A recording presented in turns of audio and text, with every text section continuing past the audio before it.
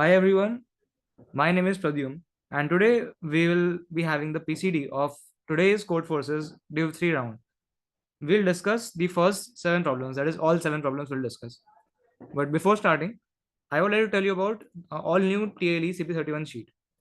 So, as you might know, this CP31 sheet encapsulates 31 handpicked problems in all the ratings from 800 to 1900, carefully chosen so that every problem teaches a new idea. Also, our sheet has now been upgraded with a new interface, automatically syncing your process or progress with your Codeforces account. So you can just link it from here, and when you refresh it, it will fetch all of the solved problems from Codeforces.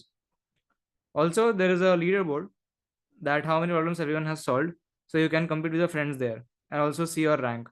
So this is the problem solved, and there is my rank.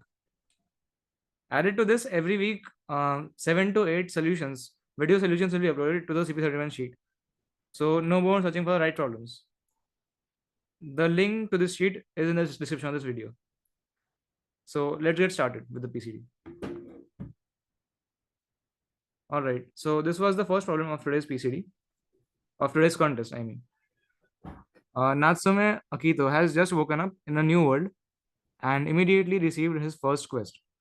The system provided him with an array A of n zeros, an integer k, and an integer p.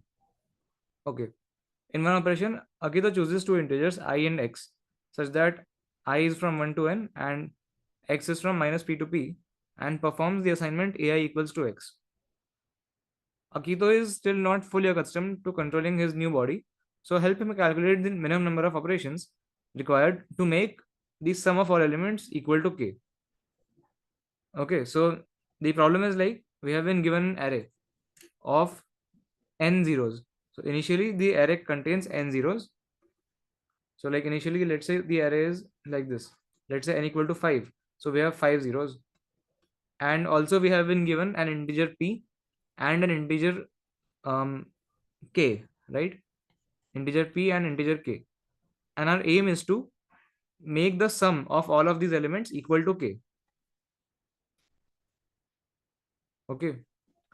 And what we can do is in one operation, we can replace any index with any value from minus p to p.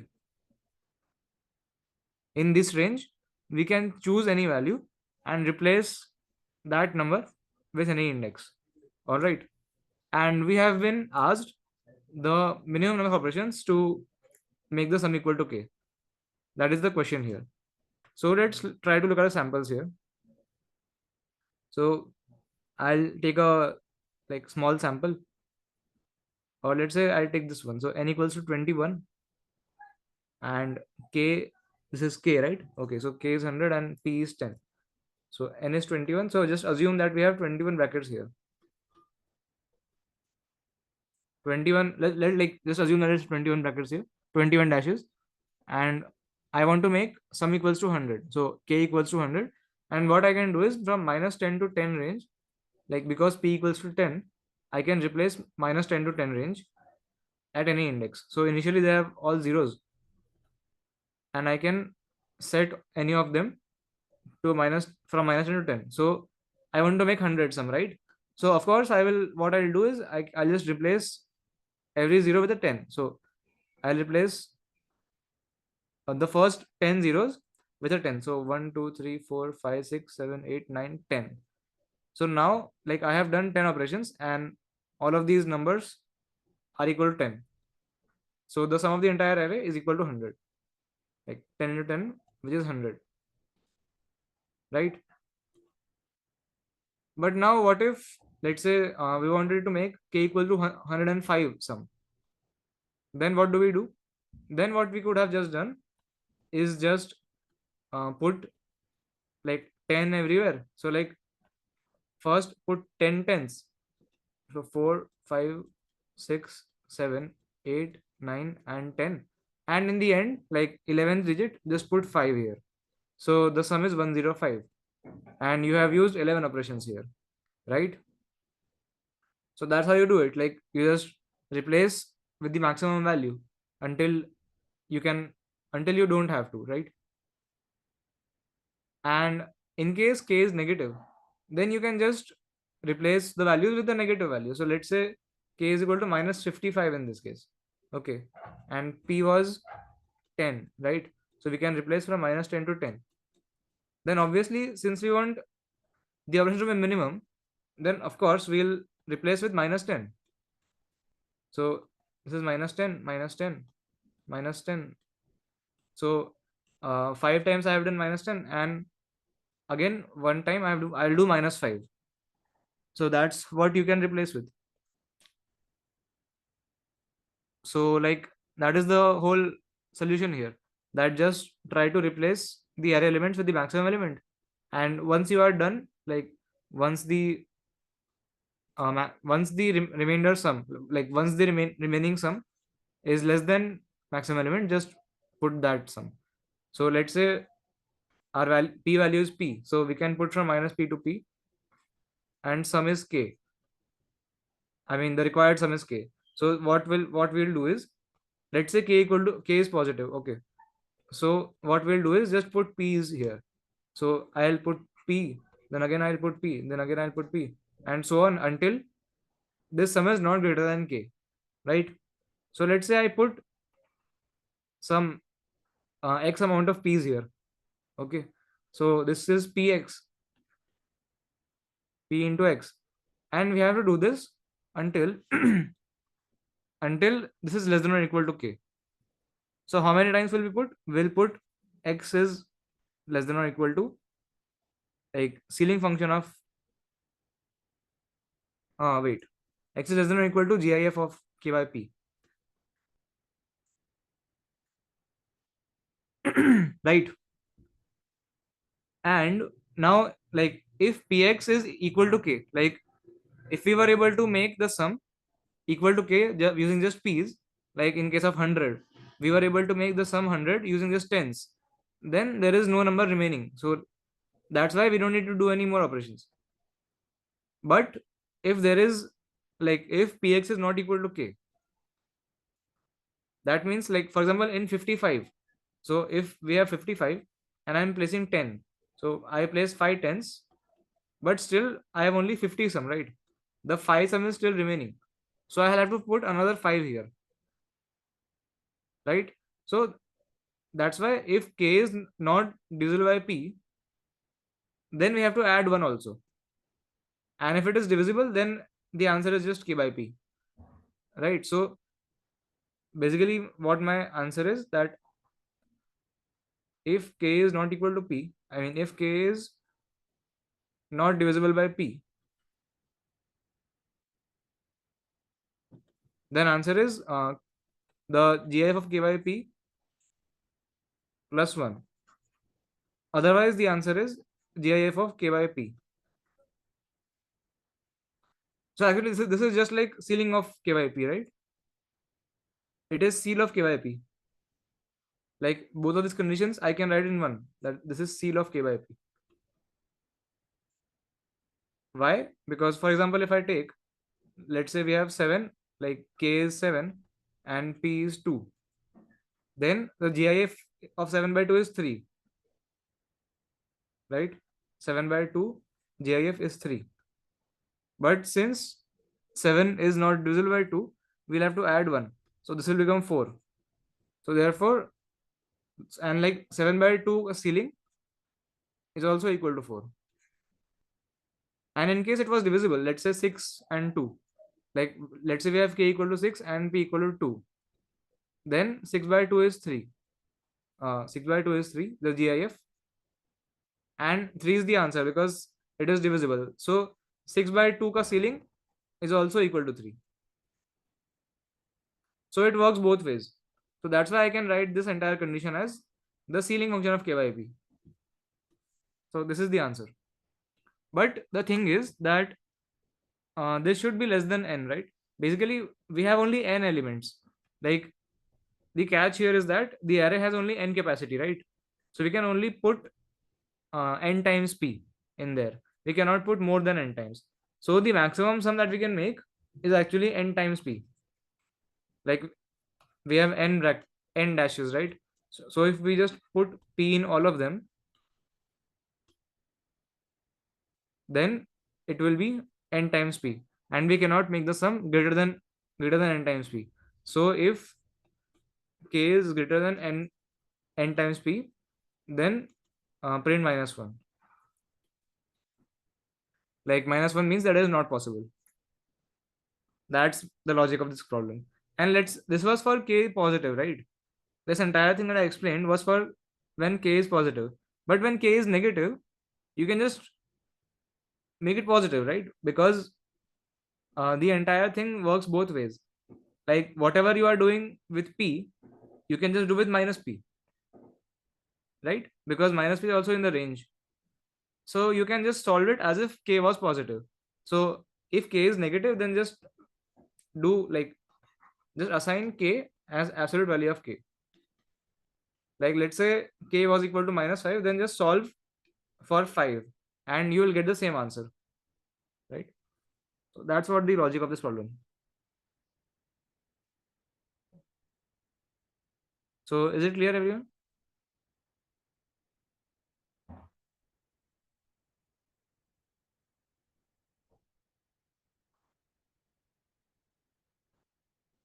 I'm assuming it is clear. So I'll show the code real quick. Uh, okay. So this is the code NKP. C in NKP. This is not needed actually. Like I thought P could be negative as well, but this is not needed. So just ignore this line. And K is equal to absolute of K. So if K is negative, then I'm making it positive. Now if K is greater than N by P, then I just print -1. Print -1 because it is not possible. And otherwise, just print ceiling of K by P. This is ceiling of K by P. So in case you don't know, uh, this is a very nice way to do the ceiling function. So let's say you want to find the ceiling of A by B. Let's say you want to find the ceiling of A by B. Then you can write like this is equal to GIF of A plus B minus 1 upon B. So this is what you can use. Because in C++, it by default gives the GIF. Like for positive numbers, it gives the GIF. So you can write ceiling of K by P as K plus P minus 1 upon P. Or A by B plus A mod B. No, A by B plus A mod B is not the same. A, I think you mean A by B plus A mod B is not equal to 0, like something like this. Yeah, this is also fine. Uh, Siva is asking GIF. So, do you not know what is GIF? Are you saying that? Like, I don't get your question. Are you asking what is GIF? Abbreviation. It is the floor function. I think you know floor function. Yeah, so GIF is the same, greatest integer function.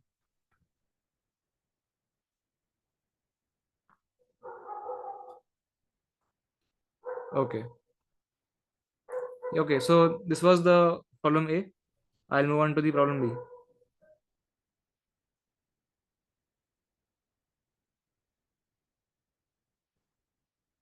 Okay. Since Akito had nowhere to live, he wanted to find out the price of the housing. It is well known that goblins write numbers as a string of characters, dash, and underscore. And the value represented by the string s is the number of distinct subsequences of the string s that are equal to the string dash underscore dash. For example, the string s, which is this string, has 6 subsequences, which are dash underscore dash. So, how many of you don't know what a subsequence is?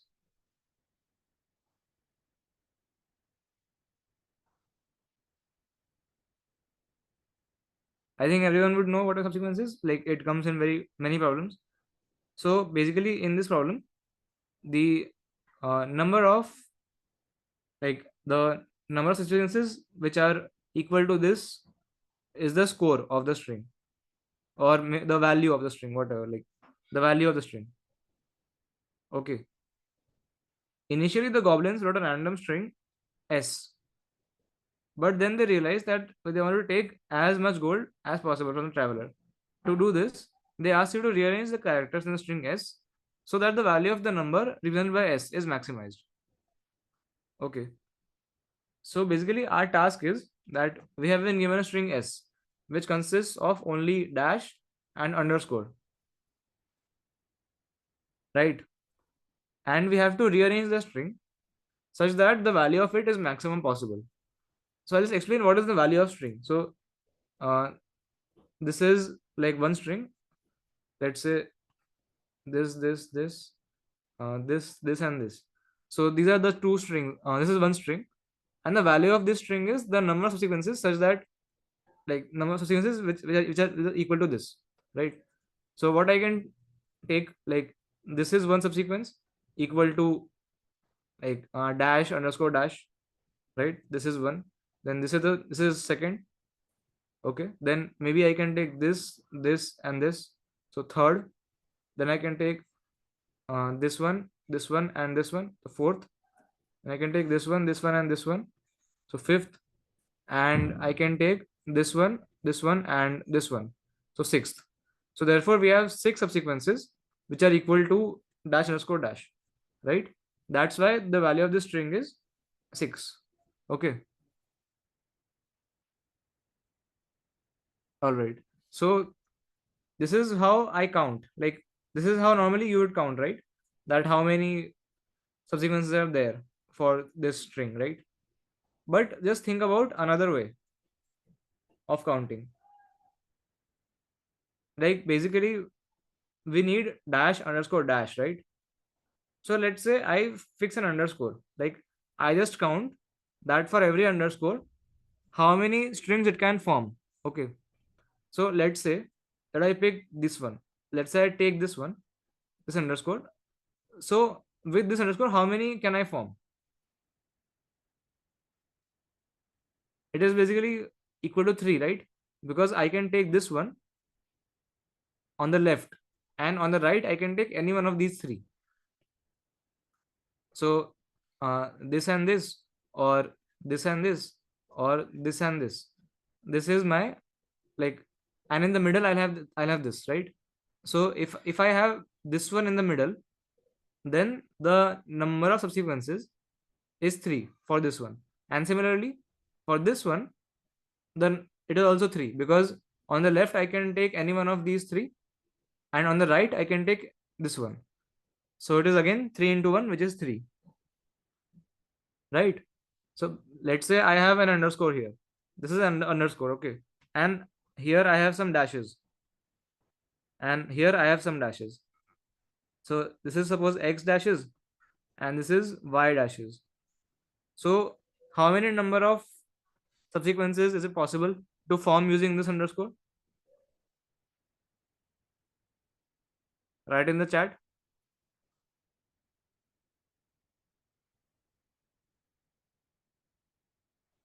X into y. Yes, exactly.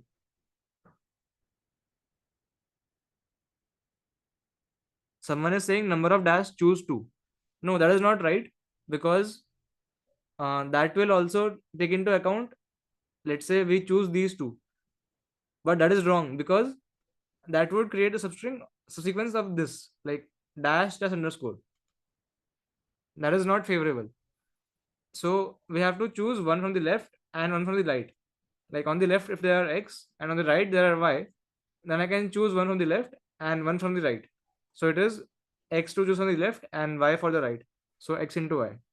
Yes, x7 into y7. Exactly. Okay, so for this underscore, if there are x to the left of it, y to the right of it, the answer is x into y. So basically, what we can do is, for every underscore, we'll count x into y and add them. Like, suppose hypothetically, if we wanted to count the number of subsequences of this string, then what we can just do is we can iterate over all the underscores, and for them count the x and y and add x into y to our answer, right? That is the number of subsequences, right? But now what the thing is that we want to maximize. We want to maximize this number, and we can rearrange the string as we want. Like basically we have been given a string and we can rearrange it in any way we want, right? So what does rearrangement mean? Rearranging means that we can basically we have to keep the frequency same. Like suppose in this case dash occurs once, sorry, twice. Like dash occurs twice and underscore occurs once. So we have to preserve that quantity. That the frequency of dash should be twice and the frequency of underscore should be one. But other than that, we can rearrange the string as we like. Like we can do whatever we want with the string. We can just rearrange it, right? So we want to maximize. Now we want to maximize what? We want to maximize the sum of xi yi. So let's say I have uh, k underscores. Okay, like underscores, I have k number of them. Let's say 5, 1 2 3 4 5, and then there are some dashes. So let's say there are some dashes in between, like this. So first I'll count the answer for this one, the first underscore. So it will be 2 into how much is this? This is 6. So 12 plus I'll count for this. So it is 4 into 4. So this is 16. Then I'll count for this 3 and so on, right? You get the point. So what my answer is that the sum of xi yi from I equal to 1 to 5, where xi is the number of dashes to the left of the hyphen, left of the underscore, and yi is the number of dashes to the right of the underscore, right? And we want to maximize this quantity, right? Now the thing is that the sum of xi plus yi, like the total number of hyphens, it is fixed, right? We cannot change the number of hyphens. So therefore xi plus yi is equal to fixed. Like it is some fixed value. We cannot change the sum of xi plus yi. But what we can do is we can choose xi and yi ourselves.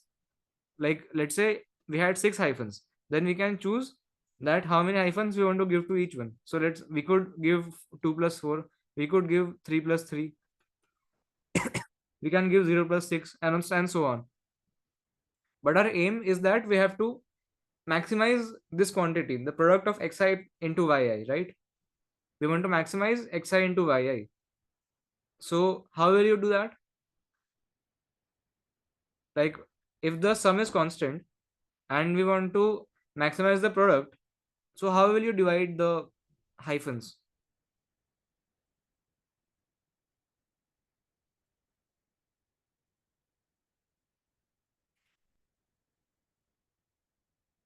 Half half. Yes, correct. Why? Because like it is some, I think it is a very well known fact that you have to divide it in approximately equal halves. So let's say you had 6. If you divide it into 2 plus 4, then the product is 8, right? 2 plus, like I mean 2 into 4 is 8. If you divide 6 into 3 plus 3, then the product is 9.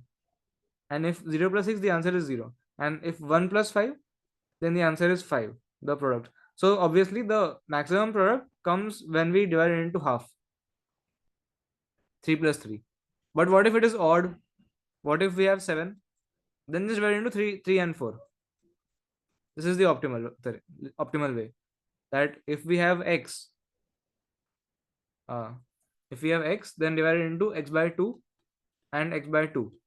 If x is even, and if x is odd, then just divide it into x by 2 GIF and x by 2 GIF uh, plus 1, right? So that's what we divide it into. Like ideally, we want to do that, right? Yes, x by 2 and x minus x by 2, basically. True. So that's what we want to try. For every underscore, we want to try that this is equal to x by 2 and this is equal to x by 2, like x minus x by 2 or x by 2 as ceiling. So can we do that? Is it possible to do that? Like can we rearrange this string such that every I, like for every I, this term is maximized? Yes, we can. How?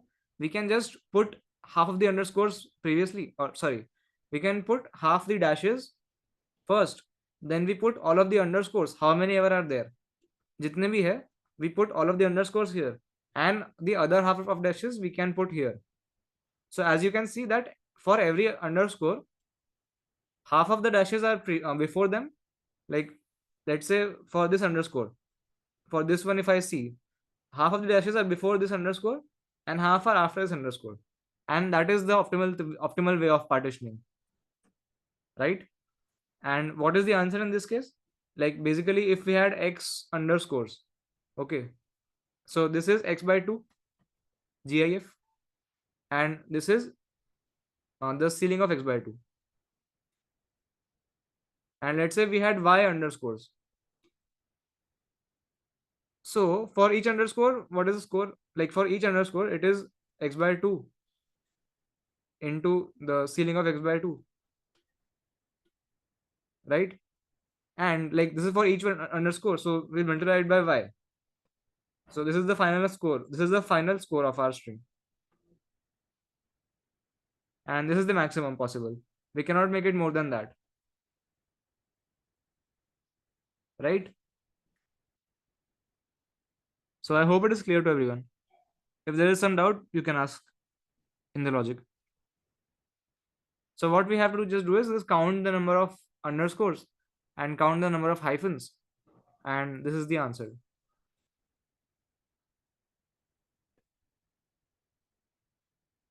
So everyone, is it clear?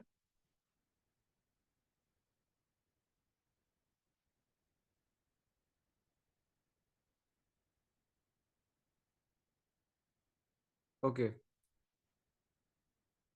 So I'll just show you the code.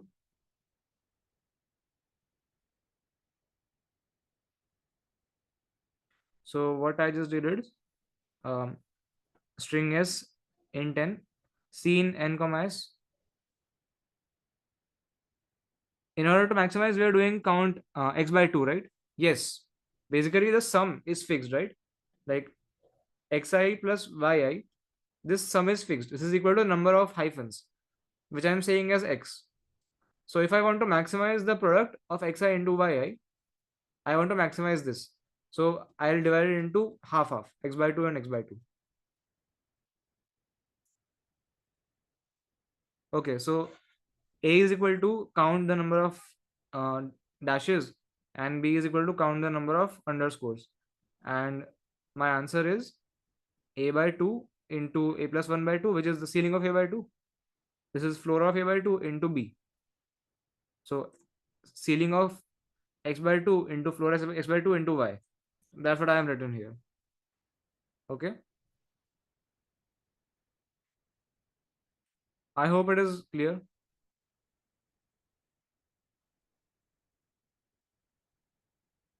Okay. So I'll move on to the next problem.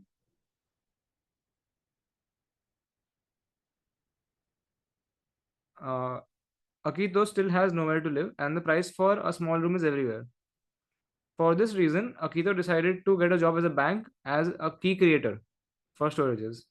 In this magical world, everything is different. For example, the key of a storage with the code n, x is an array A of length n, such that A1 or A2 or A3 up to AN is equal to x, where A or B is the bitwise OR, and max of A1 to AN is maximized. So we have to find such an array. So given n and x, create any key of the storage of the code n, x. Okay. So basically, our task is that we have to create any array. Like, we have been given two numbers n and x, and we have to create any array of length n. Okay. So, and such that ai sorry a1 or a2 or a3 up to or an, this is equal to x.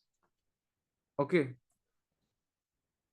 And um and the max of this array. max of this array is maximized. So what is max? Max is basically the first non-negative integer that is not in the array. Like for example, I think they have explained, and they have not explained. So I'll explain that suppose we want to find the max of 1 2 3. Max of 1 2 3, it is 0 because 0 is not present in this set. Then max of, let's say, 0 1 3 and 4, this is 2 because 0 and 1 present but 2 is not present, and so on. We can say that this is the max. So what we want is to create an array such that the bitwise OR of these arrays is x and the max of a is maximized. Okay, so first look at what is this condition. Max of a is maximized. What does that mean? That basically means that, like, the first integer which is not there in the array, it has to be as large as possible. What does that mean? See, we have an array, right? We want to we want to find we want to ensure that the max is as large as possible. So let's say we want the max to be 5. Max is 5. Then what does that mean? We have to ensure that this array has 0 1 2 3 and 4. This array has all these numbers. We have to ensure that if the array doesn't have any one of these numbers, let's say if it doesn't have 2, then the max cannot be equal to 5. Then the max will be equal to 2. So we have to ensure, like, we have to put as many numbers as possible. Like, we have to start like 0 1 2 3, and like we have to keep going until we cannot put any more numbers.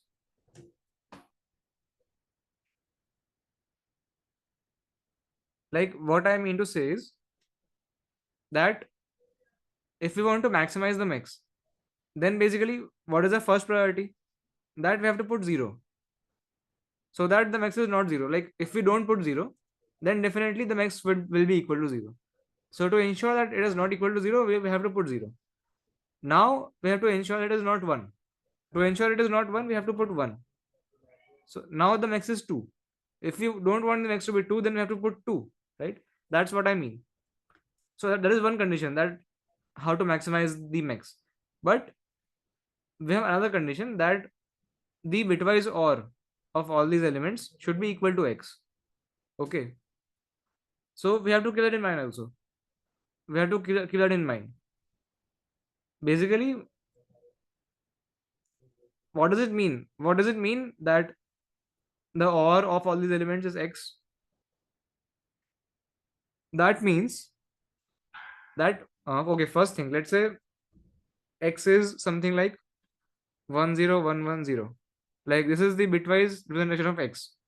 This is basically 1 2 4 8 16. 16 plus 4 plus 2. So this is 22, right?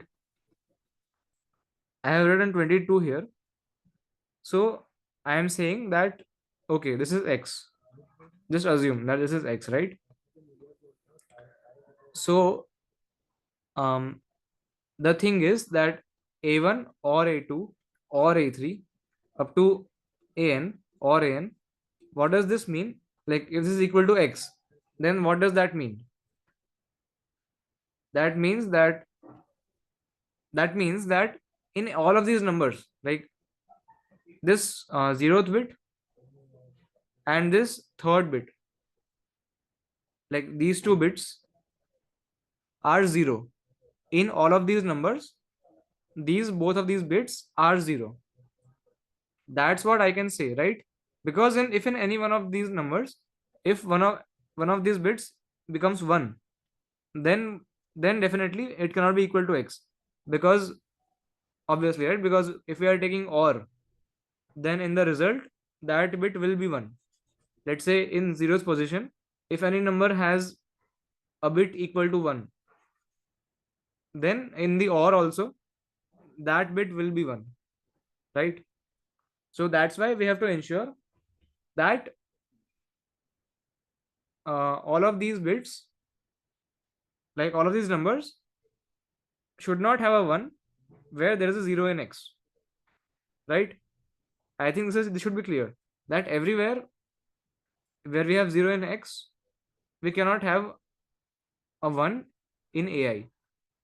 Basically, what I'm saying is that AI has to be a submask of x. Okay, like what does submask mean? Submask just means that, let's say, the x is, as I said, 10110, let's say. So here the positions, like first bit, second bit, and fourth bit, they are 1. Like in zero indexing, the first bit, second and fourth bit are 1. So the submask means that in my number, like in my new number, the 1 bits should be a subset of this. Sorry. What I'm saying is that AI has to be submask of x, and submask means that wherever x is 1, only there AI can be 1. Like where x is 0, there AI has to be 0. That's what submask means. Okay. So therefore, we cannot keep an element which has a set bit which is unset in x. Yes, exactly. That's what someone said in chat. That if AI has a bit as 1, and if x has a bit as 0, then that is not possible. Okay. So how do we check if AI is subset of x? Like how do we check if AI is submask of x? We can just do that by doing, like, if AI or x, if I do AI or x, then obviously it is equal to x. Like if AI is a submask of x, okay, that means that, let's say, x is, like x is 1 somewhere, and AI is also, basically AI is 0 where x is 0, right? So here anything can be there. So this is x, this is all possible values of AI. So if I take the OR of these two, if I take the OR, then I'll get 10110, right? Because of course, like whatever here, whatever in these 3 bits are there, it doesn't matter, because in the OR these bits are 1. So basically, to check if AI is a submask of x or not, we can just check that is AI or x equal to x or not. For example, if I want to check that this is 110, this is 6, right? And 100, this is equal to 4. So therefore 4 is a submask of 6. Why? Because 4 or 6 is equal to 6. So that's what I'm saying, that to check if AI is submask of x or not, I can just check if AI or x equal to x or not. So now, where have we reached? We want to maximize the max of the array, right? So we want to ensure that 0 is there, then we want to ensure that 1 is there, then 2 is there, and so on, right? Okay, but there is one problem. What problem is there? Let's say x is equal to 3, okay, which is 1 1 or 0 1 1, let's say. So first I insert 0 in this array, then I say that, okay, I can insert this 0 because 0 is a mask of 0 1 1.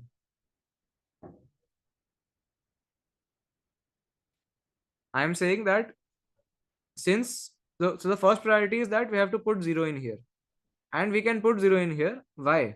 Because 0 is this and x is this. So since 0 is some mask of x, we can put 0 here, and the OR can equal to x. So there is no problem in putting 0 in here.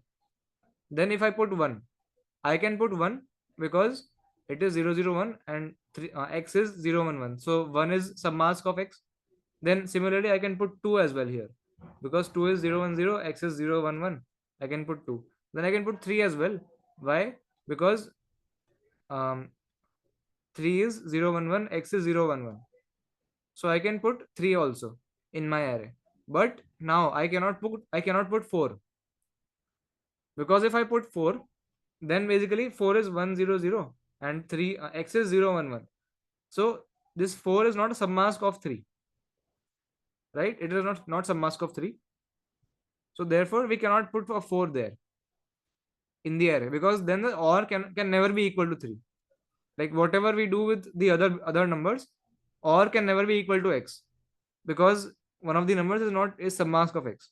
So what I am saying is I have put 0 1 2 and 3 here, but I am not able to put 4 in here. I am not able to put 4 in here. Then what does that mean? Then max of that array, like whatever we put, if 0 1 2 3 is there in the array and 4 is not there in the array, then that means that max is definitely equal to 4, right? That max of the array is equal to 4. Whatever the array we make, the max cannot be greater than that. And actually we cannot include 4 in here, so therefore max has to be at least 4, right? That's what I'm saying, that since I have already taken 0 and 2 and 3 and I have not taken 4, I cannot take 4. So therefore the max cannot be more than 4. Like what I mean, it is exactly 4, whatever the numbers I put here. So let's say I just put 3 and 3 here, right? I just put x here. If I just put x here, I mean whatever I put, it doesn't matter. It just has to be a subset of x. I mean a submask of x. So let's just put x here, because obviously x is a mask of x, right? So I just put x here, and whatever I am putting, it doesn't matter, because okay, and here also I'll put x, because I cannot put 4 here. So I'll put x here. So since I have 0 1 2 and 3 in my array and I don't have 4 in my array, then that means that 4 is my max. And also I have ensured that the or is equal to x. Why? The bitwise or, why is it x? Because I have put an x also here. Since I have put x also in the array, then that means that bitwise or is at least x. See, what I am saying is, let's say x is 3, right, in this case. So since there is an element which is 3, so there's an element which is 0 1 1, then definitely the or is at least 0 1 1. It is a supermask of 0 1 1. Okay, like in the bitwise or, at least this digit and this digit are equal to 1. Like maybe this is also equal to 1 in or, but it is not, because we have ensured that we have only put the numbers which are submask of x.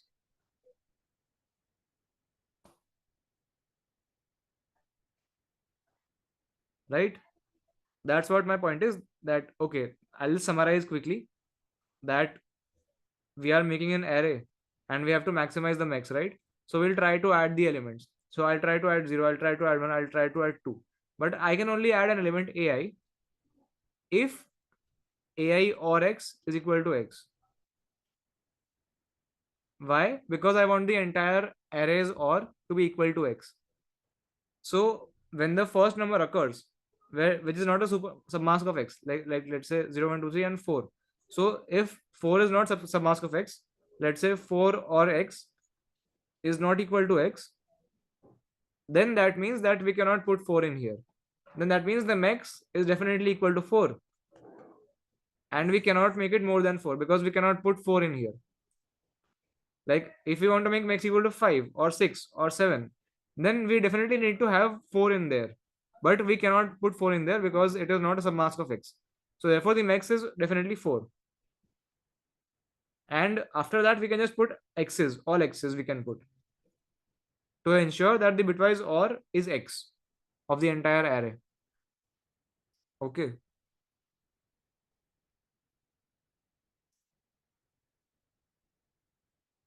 so this is the problem here, and like this is the solution basically, that since all of these elements are submask of x and this is x, therefore the bitwise or of these elements is equal to x, and the max is maximized. That's what we are doing, that we are just trying to put 0, we are trying to put 1, we are trying to put 3, 2, we are trying to put 3, and we try to put 4, but since 4 is not submask of x, then we cannot put 4. All right, so that's what the logic is. Okay, so um but yeah, there are some edge cases here. What edge cases there? Like, first of all, we need to ensure that we put at least one x here. See, we want to ensure that the OR is x, right?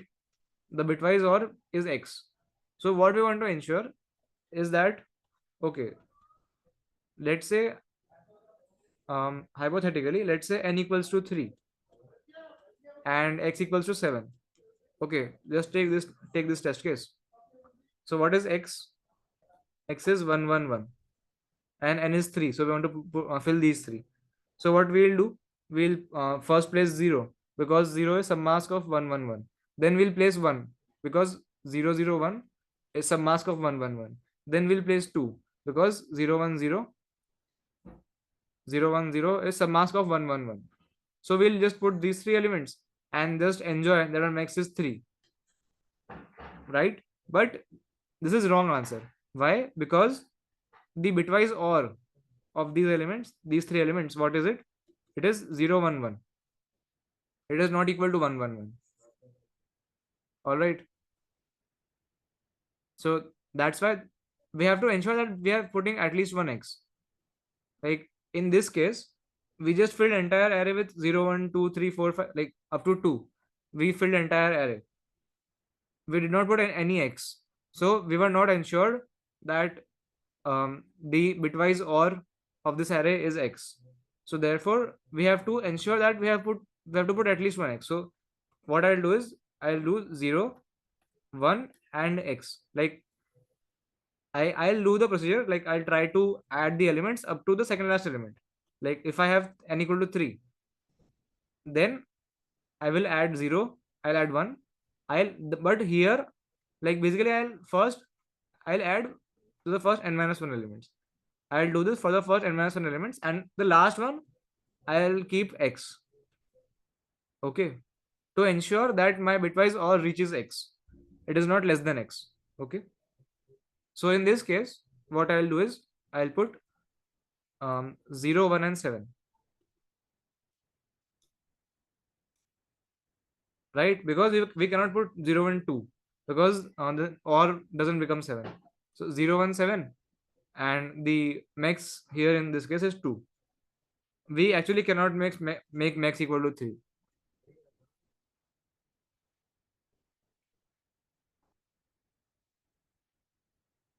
How is max maximized? It is maximized because we cannot actually make it greater than 2. Like if let's say we want to make max equal to 3, then definitely we have to have 0 1 and 2 in our array, and n equals to 3 only, right? N equals to 3, that means the array is 0 1 2. Like if we want to have the max as 3, then we have to put 0 1 and 2 in our array. But this is not possible. Like this array is not correct because the bitwise OR is not equal to 7. So we cannot make max equal to 3. So the largest max that we can make is actually 2.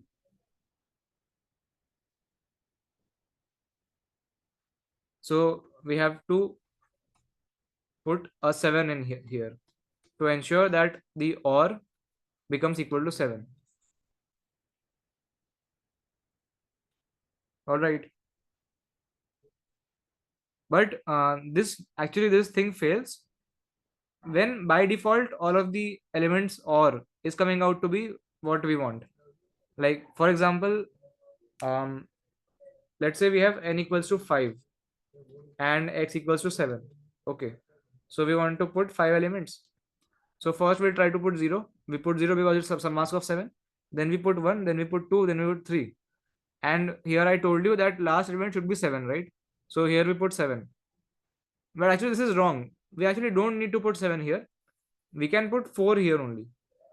Why? Because in this case, the OR luckily turned out to be 7. Like this is 0 0 0 0 0 1 0 1 0 0 1 1 and 1 0 0. So if we take the OR of all these numbers, it turns out to be 7. So we just have to check that is the bitwise OR coming out to be 7 or not. Like is the bitwise OR automatically coming out to be equal to x or not. If it is not coming out to be equal to x, then we have to ensure that the last one is x. And before that, we can just play around and try to fill 0, 1, 2, 3 if they are some mask. That's what the entire solution is. That first check if 0, 1, 2, 3, 4 up to n minus 1, if that bitwise OR is equal to x, then just print that array. Otherwise, we have to ensure that there is at least one x and all of the numbers are a submask of x. So that's the thing here. Okay, is it clear, guys? Sandeep?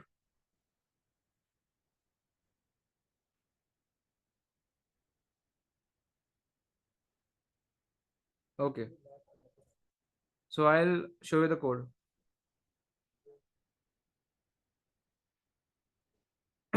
Okay, I have n and x and I see in n and x. Now this is the first bracket. Like in this bracket, I am checking that if I just put 0 to n minus 1, like this case basically, I am checking for this case that if I put 0 to n minus 1, o or equals I. Like for int I equal to 0, I less than I plus plus, o or equals I. So if o equals to x, that is the bitwise OR of all the numbers is equal to x, then I just print 0 to n minus 1 and print new line return. Okay. And if it is not equal, so if I don't return here, then that means that 0 to n minus 1 or is not equal to x. Then basically I have to like try to add 0, then try to add 1, then try to add 2 and so on. And as soon as as soon as I'm not able to add a number, I'll break.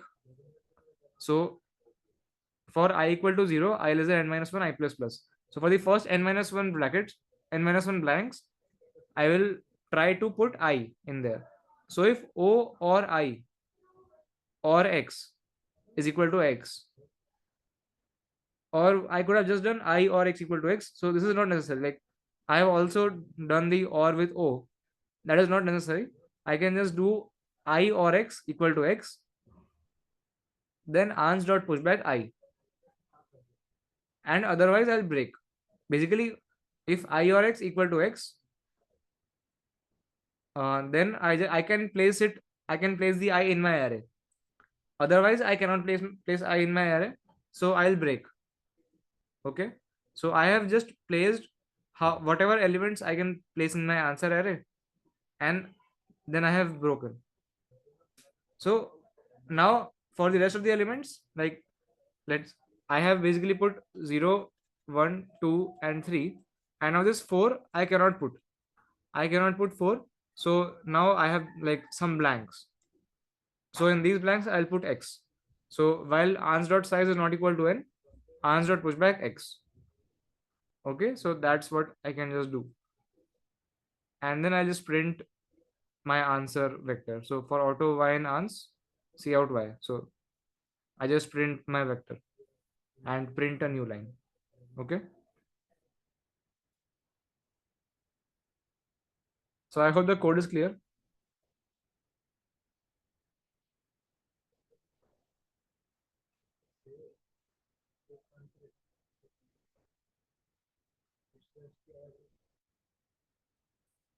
Okay, so let's go to the problem number D.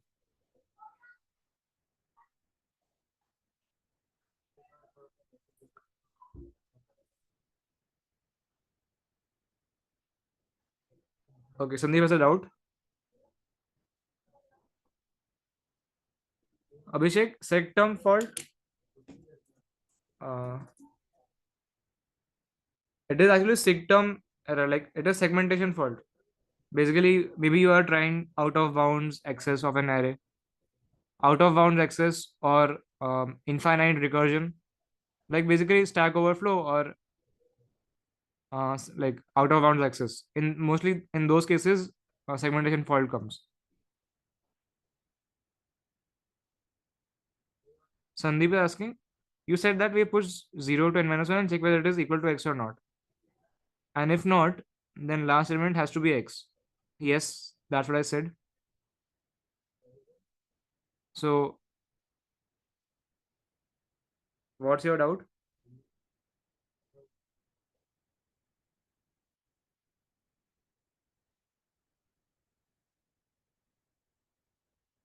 Implementation.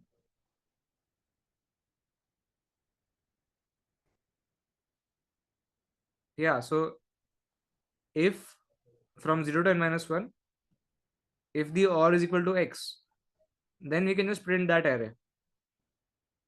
Like basically, we are able to put all numbers from 0 to n minus 1. So the max is n, and we cannot make a max greater than n, right? So that's why we can print that array.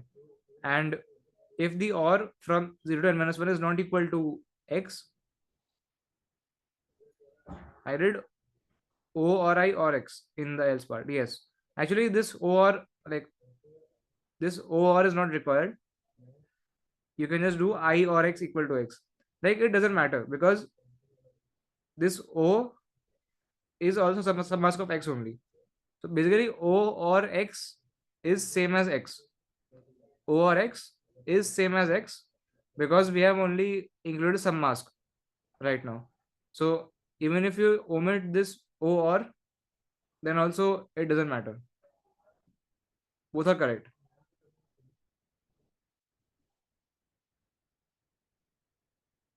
Why do we need to check if it is equal to x or not? Whenever we include a new bit in the array, the net or has all bits set. So only case when it is equal to x and x greater than n is when x is at power of 2 minus 1. Yes. So in that case, you have to check, right? Like in this case, I just gave you a case where my logic fails. Like my logic was that you have to place the first n minus 1 blanks, with a submask of x and the last blank with x to ensure that the or value is x. But that logic fails when by default the or from 0 to n minus 1 is already equal to x. So I just check that edge case. So let's say, for example, in this case, when n is equal to 5 and x equals to 7, in this case, the answer is 0, 1, 2, 3, 4.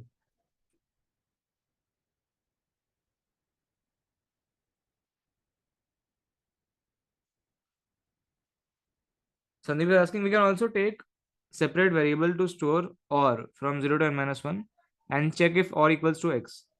Else pop back and push x.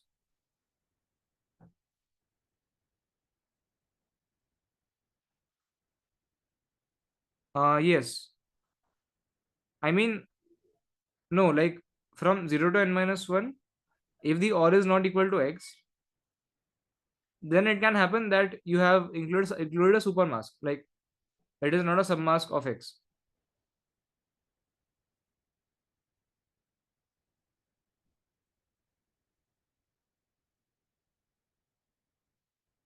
Like this is the implementation that you can do.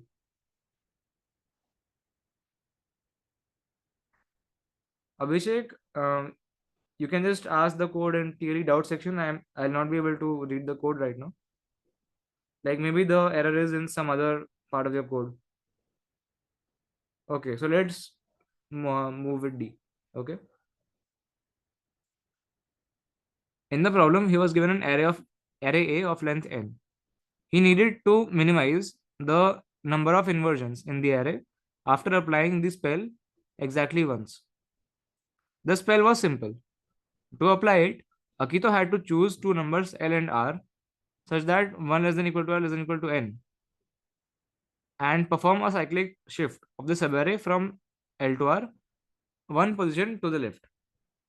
More formally, Akito selects the subarray L2R and modifies the array as follows. From the original array, we have like AL to AR subarray. We have. So we cyclic shift it to the left. So this AL comes to the end, like AL comes here, right? And the all the other elements, AL plus 1 to AR, they come one step to the left. That's what cyclic shift means, right? So Akito is eager to start his studies, but he still hasn't passed the exam. Help him enroll and solve the problem. So basically, he want to minimize the number of inversions in the array after applying the spell exactly once. And the spell is that you can select any subarray L2R and perform a cyclic shift to the left, one position. Okay, and you have to do it just once. So let's say I have, let's just look at the samples. Okay, I have 1 4 3 2 5 3 3.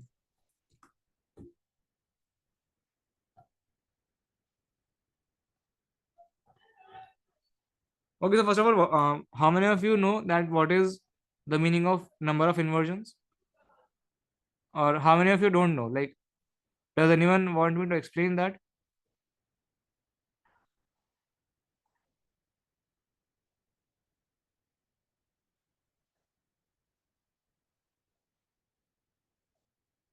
It is written in the question. Yes, that is true. So if you all understand, then I'll just explain that. Okay, so I'll skip that part. So yeah, let's look at the samples. So we have this sample, and apparently the answer is 2 to 7. Okay, I'll just use the answer to explain the problem. Okay, so the answer is 2 to 7. So that means this subarray they are choosing. So if you choose this subarray, then what does that mean? Uh, if you just cyclic shift it to the left, okay, then it will become like 3 2 5 3 3 and 4, right? So in this array, what the number of inversions are? I think um like this 3 to an inversion, right? Then 2 5 2 3 3 4 5 3 this and this 5 4. So we have 4 inversions, right? Yeah, 4 inversions we have using the operation 2 comma 7, and we can show that it is not possible to achieve fewer inversions than 4 inversions. Okay, so basically we have to just print a subarray such that after this operation the number of inversions is minimized. Okay, now actually the notion of number of inversions is pretty simple. Like in this operation, I mean, okay, so see,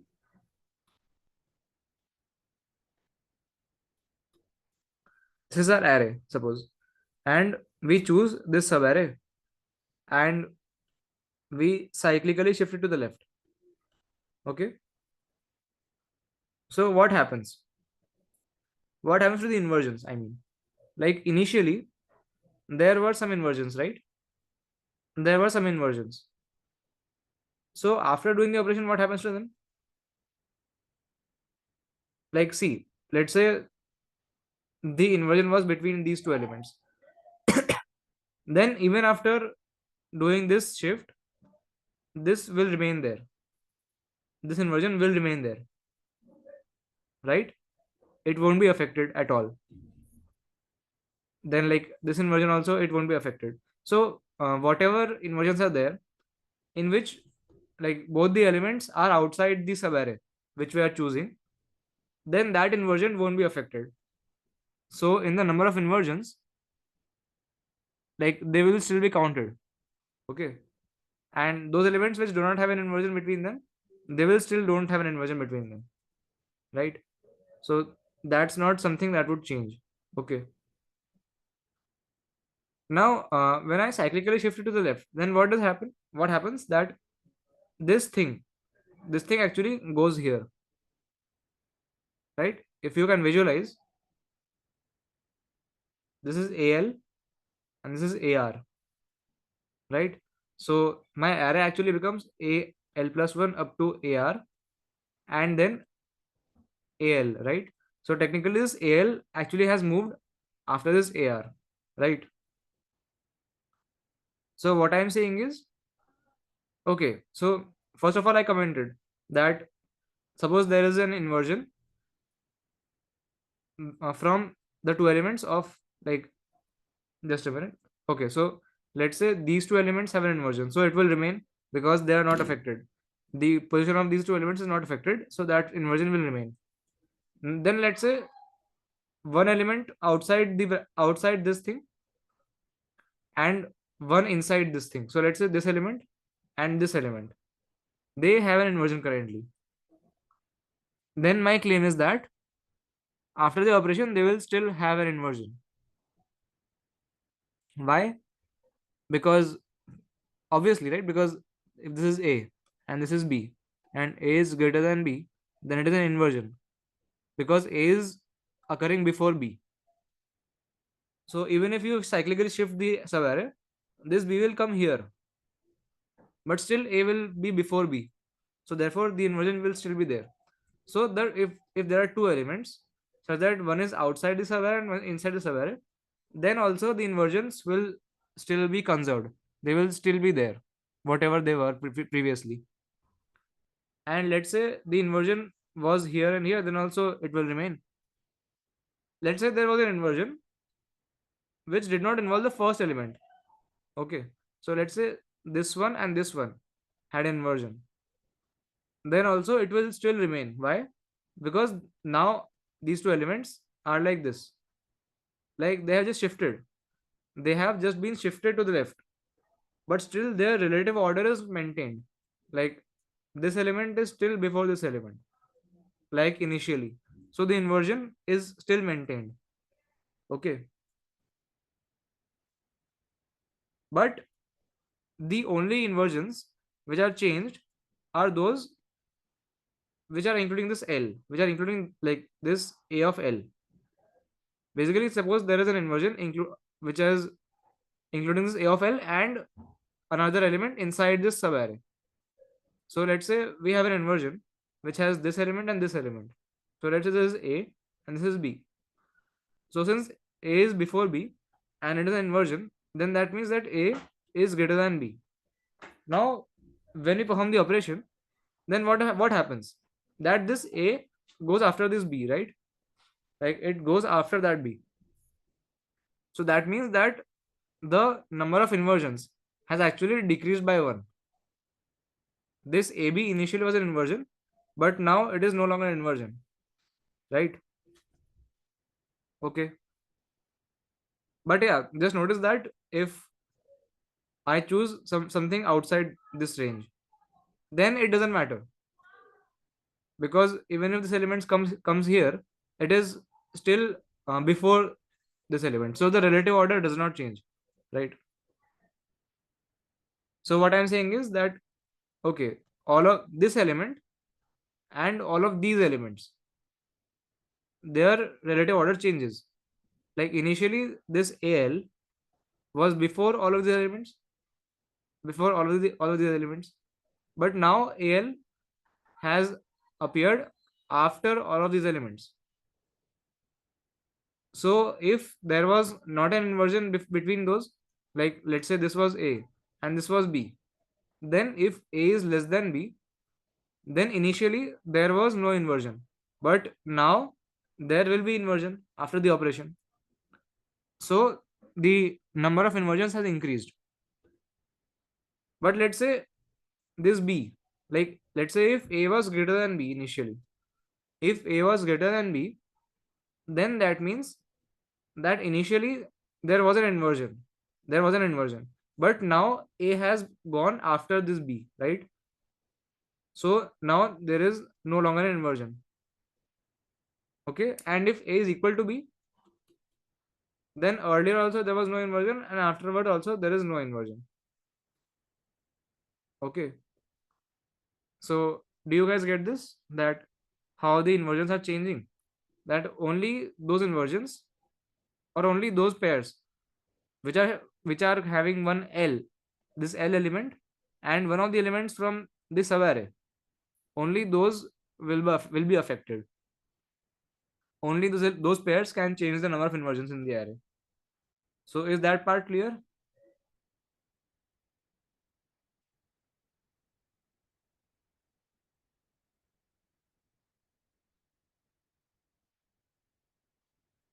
Everyone?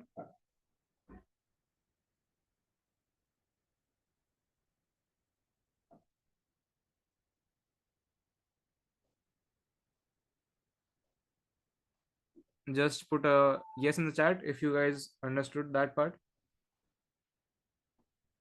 Somewhat clear. Okay. So okay. I'll so now that you know that how to, like, now okay, let's say you choose a subarray of L to R.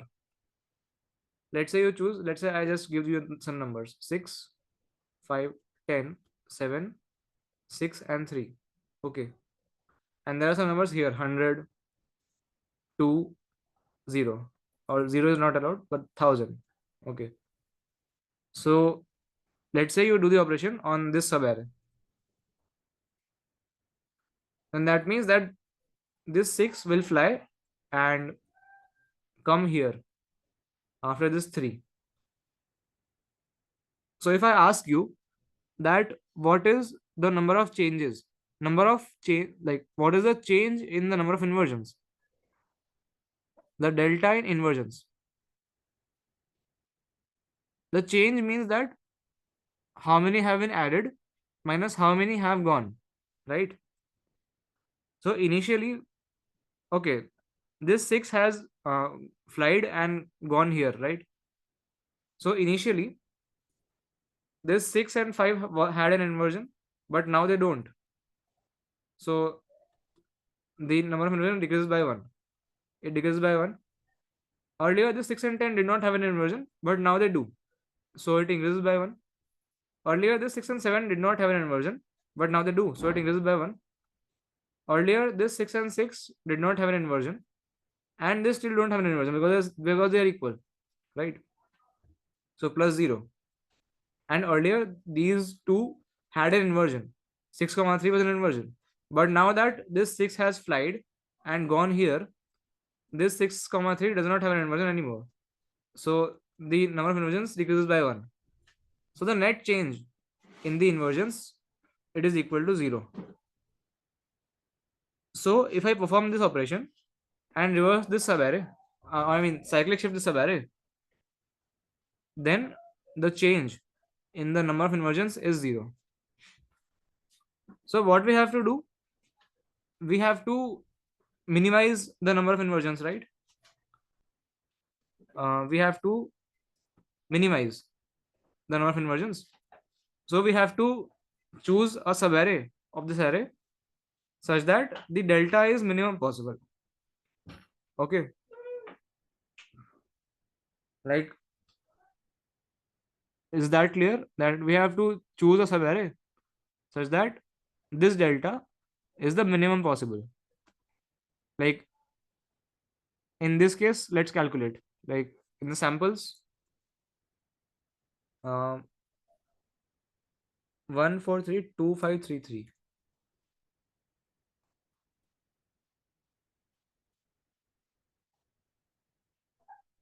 So if we choose the subarray, then this 4 flies and goes here. So what is the change in the number of inversions? So initially this 4 and 3 was an inversion, but now it is no longer. So plus 1. Then 4 and 2 was an inversion, now it is no longer. So plus 1. 4 and 5 was not an inversion, but now it is. So minus 1.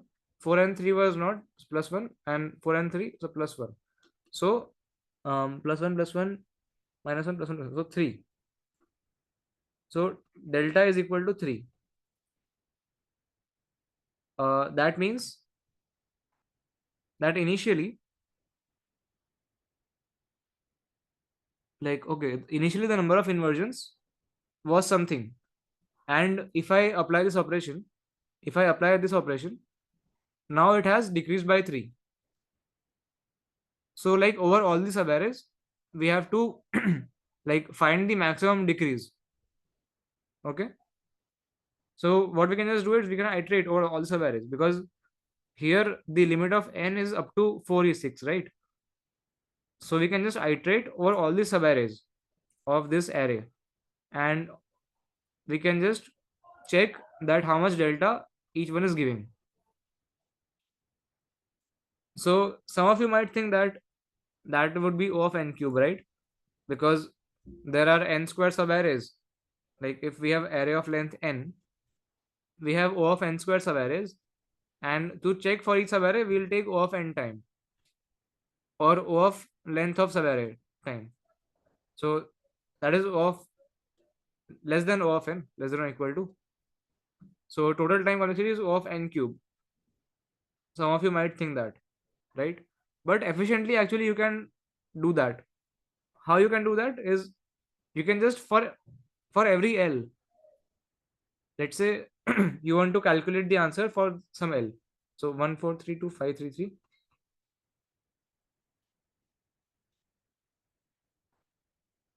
So let's say you want to calculate the answer for this L. Okay. So first of all, you will try to calculate this for this R. Like first, you will try to calculate for this subarray. So what is the answer? It is 0. That delta is 0. Now you extend this subarray. So you will now try to get the answer for this. So what is the new delta? So 1 comma 4 was not an inversion, but now it is an inversion. So number of inversion increase. So delta is 0 plus 1. Okay, so for this subarray, the answer is 1. Now you increase it like this again. 1, 4, 3. So 1 and 3. Initially it was not an inversion, but now it is an inversion. So again plus 1. Then 1 and 2. Not an inversion, but now an inversion. So plus 1. And so on. That's how you can check for like for certain L. For a certain L, you can just check all of subarrays, like for all R, you can check like this in O of n. And you can do this for all L. For all values of L, you can calculate this. So for this value of L, you can just check this subarray, then extend this again, and so on. So that's how you can do it in O of n. O of n per L, like O of n square total. Okay. And basically here, like you just keep track of the delta and what is the minimum delta that you have gained. Like you, let's just keep an answer variable. Basically, just keep an answer variable initially equal to 0. And now if delta currently is less than 0, then just store those L and R. The current L and R, just store them in a variable and update the answer to delta. So that's how you will get the minimum delta. After each step, just do this. So essentially, it's iterating over all these values of the array. Essentially, you are iterating over all these values of the array and just calculating the delta and find out the one with the minimum delta. All right. So I hope it is clear. I'll just show you the code.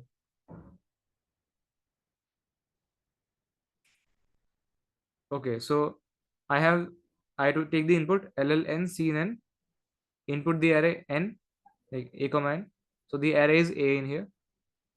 Then I have these three variables: maximum L, maximum R, and the answer. So ML and MR are just two variables in which I am storing my L and R.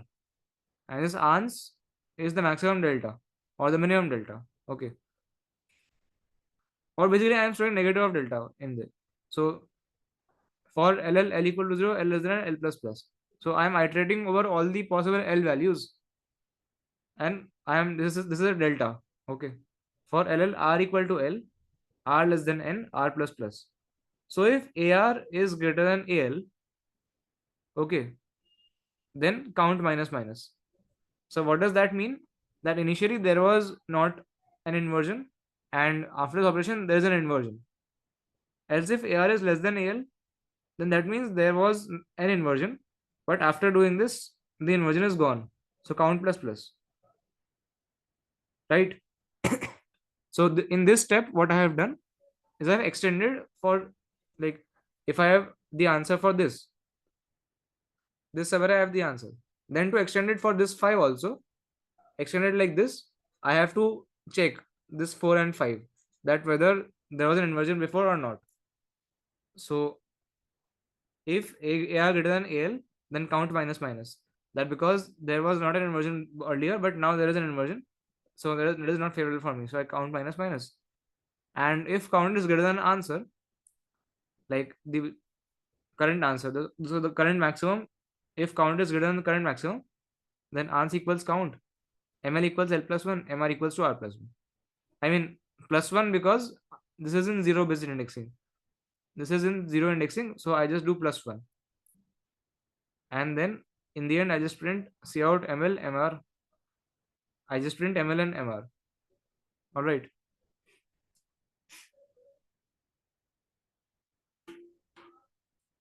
So yeah, that's what the code for D is. So I hope you all understood the code for D.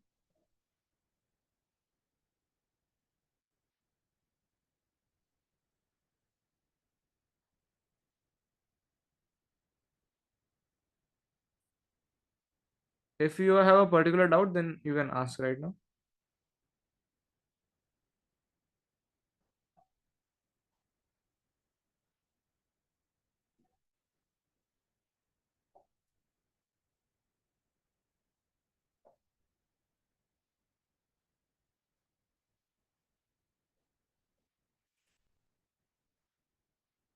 Okay, so I don't see any doubts. So I'll move on to the problem number E.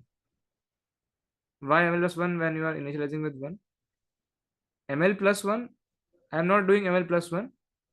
I am storing L plus 1 in ML. L plus 1 because this L is in zero based indexing. L is going from 0 to n. So that's why I'm doing L plus 1. Okay. So let's go to the next problem, which is E.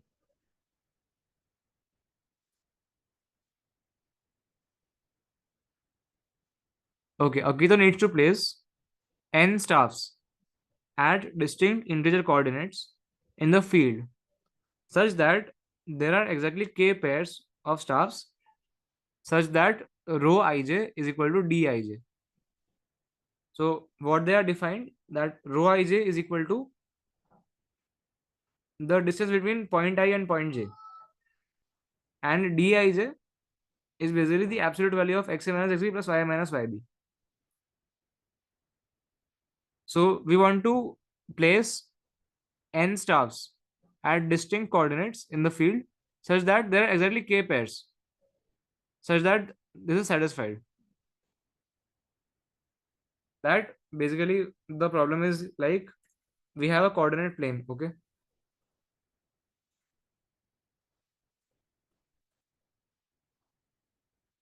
we have a coordinate plane and we have to put any number of, like, up to 500, less than equal to 500 points we can put, and we have to put them at integral points such that the number of pairs of points,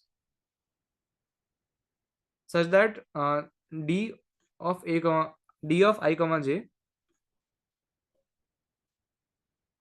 is equal to rho of I comma j. I mean, rho is what? Okay, whatever, just assume this is rho. So the number of pairs of points for this is satisfied, that is actually equal to k. So we have to find out the number of pairs of points for which, sorry, we want to just place n points. We want to place any number of points less than equal to 500 such that the number of pairs of points is k, which satisfy this condition right here. So for example, if I take, uh, let's say I take these 3 points. So this is 1 comma 2. This is 1 comma 1, and this is 2 comma 1. Okay, so in this case there are 3 points, but there are only 2 pairs such that D is equal to rho. Okay, so why? Let's say we take these 2 points. So what is their D? Their D is 1, and their rho is also 1. Okay, for these 2 points. And for these 2 points, what is their D? Their D is 1 and their rho is 1. So these 2 pairs are there. And for these 2, what about these 2? Like, what about this pair? For this pair, the rho is actually equal to root 2 and D is equal to 1. So therefore, this pair is actually not valid. Okay. So in this case, there are 2 pairs. There are 2 pairs such that D is equal to rho. So for k equals to 2, this answer is valid. You can print this answer that 1 1, 1 2 and 2 1. So this answer is valid for k equals to 2. Basically, we have been given a k. We have been given a k, and we want to print like any number of points such that there are exactly k pairs among them. Okay. So someone is asking that for k equal to 5, we printed this, but it is showing wrong answer. Why? So let's see. You printed what? 1 1 1 2 1 3 2 1 2 2. 1 1 1 2 1 3 2 1. Okay, that's what you have messed up. 2 1 and 2 2. Okay, so let's say this is 0.1, 0.2, 0.3, 0.4 and 0.5. So in this case, the number of pairs are not 5. Why? I'll just show you the pairs. Okay, 1 2, 1 3, 2 3. I mean, then this is point number. Okay, point number 1, point number 2, point number 3, point number 4, point number 5. So points 1 and 2, like these 2 points, have rho equal to D. Points 1 and 3, points 2 and 3. Then what we have, points 4 and 5, and points 1 and 4, and points 2 and 5. Like all of these 6 points actually have rho equals to D. So that's why you cannot print. That's why it is showing wrong answer. So Nakul, is it clear? Okay. So yeah, I think the problem should be clear now, that what we have to do. Okay. And yeah, one more constraint is there. We have to ensure that the coordinates are within minus 10 to the power 9 to 10 to the power 9. And also another constraint is that we have to print at max 500 points. We cannot print more than 500 points. Okay. And like even if k is 10 to the power 5, we have to do that in within 500 points. So that's the challenge here. Okay. So let's analyze this condition. Okay. So what we want is D is equal to rho, right? We want D equals to rho. So I'll just write the expression for that. Okay. So what is D and what is rho? They have defined D to be mod x minus xb. So I'll just write mod x1 minus x2 plus mod y1 minus y2. This is D. And what is rho? Rho is equal to the square root of x1 minus x2 whole square plus y1 minus y2 whole square. So I want these two to be equal, right? So let us see when will they be equal. So I'll square both of these sides. I'll square both sides. So what will happen? This will become x1 minus x2 whole square plus y1 minus y2 whole square plus 2 mod x1 minus x2 mod y1 minus y2. And here on the RHS, we have the square root cancel out the square. So x1 minus x2 ka whole square plus y1 minus y2 whole square. Okay, so these two terms cancel out, right? And what we are left with is mod x1 minus x2 into mod y1 minus y2 should be equal to 0. So basically, this is the condition for which d is equal to rho, right? What does this mean? That I have to have either x1 equals to x2,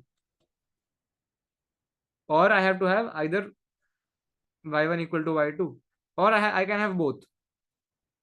But actually, we have to print distinct points, right? We have to print n distinct points. So it cannot be that both are equal. Both cannot be equal. So either one of these should be equal. So either x1 equals to x2 or y1 equals to y2. So for that, this condition is satisfied, right? So we have to print n points. We have to print n points such that the number of pairs is k, right? So how do we do that? Like we have a condition that if two points have the same x or y coordinate, then they are a valid pair. Like valid, I'm saying that when d is equal to rho, then I'm saying they are valid. So when they have the same x coordinate or they have same y coordinate, then they are valid. Okay, so we have to print endpoints such that we have k pairs. So how do we do that? Just think about it. Like for simplicity, let's just print such points such that no 2 points have same y coordinate. Okay, like for simplicity, just print all different y coordinates. Like for example, if I have a coordinate plane,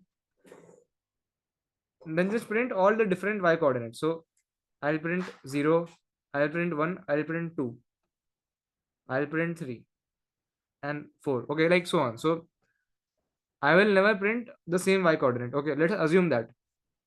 So let's try to make a construction such that like this is satisfied. Like we'll try to have all the points with different y coordinates. Okay, now let us say I have put all of the 5 points. Let's say I am putting 5 points. Okay, I put all of the 5 points at x equal to 1.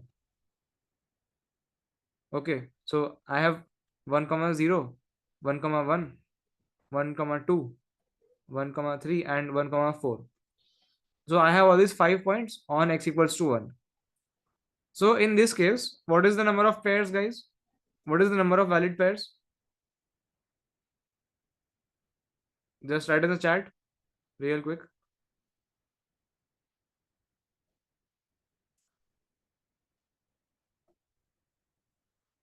10. Yes, correct. Why 10? Because 5c2. Basically, we can choose any two of these points and they will be valid because they have the same x coordinate. They have same x coordinate. So right, so it is 5c2. Now let us consider what if I do like something like this. See, again, I want all the y coordinates to be different for now. Okay, so let's say at x equals to 1, I put 1 comma 0, I put 1 comma 1, and I put 1 comma 2. And at x equals to 2, what I do? See, I cannot put at 0, 1 or 2. I cannot put at y equals to 0, 1 or 2 because I want all of them to be different. So let's start with 3. So I put 2 comma 3 and I put at 2 comma 4. All right. So in this case, what is the number of points? I mean the number of pairs, valid pairs.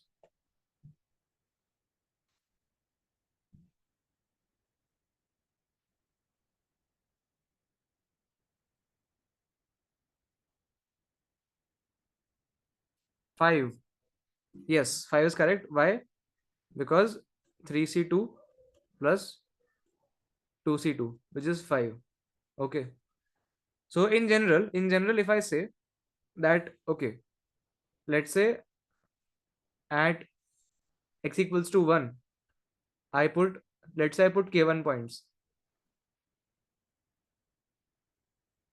At x equals to 2,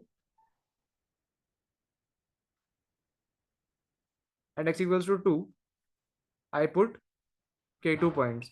At x equals to 3, I put k3 points, right? So then, like, what is the number of pairs? It is just uh, k1 c2 plus k2 c2 plus k3 c2, right? And we want to ensure that this value is equal to k, right? So if we are just able, okay, and in this case, how many points did we use? Total number of points we used k1 plus k2 plus k3. So this should be less than or equal to 500. Like it has to be less than or equal to 500, right? So our task actually boils down to that we have been given a k, right? We have been given a k, and we want to break it into some xc2. Like, see, what is 2c2? 2c2 is 1, 3c2 is 3, 4c2 is 6, 5c2 is 10. So we want to, like, break this x or break this k into the sum of various different xc2s. So for example, 6c2 is 15, 7c2, how much is it? 7 into 6 by 2, 21. Okay, so let's say I have k equal to 30. Okay, so what I do is, okay, and 8c2, what is it? 8c2 is 8 into 7, 56, 28. All right, so what I do is I just try to break this k into xc2 form. So what can I do? This is 30, right? And 8c2 is 28. So that means that if I just put 8 points in a line, like if I just put 8 points right here, then already my 28 points out of 30 points, I mean 28 pairs out of 30 pairs will be satisfied.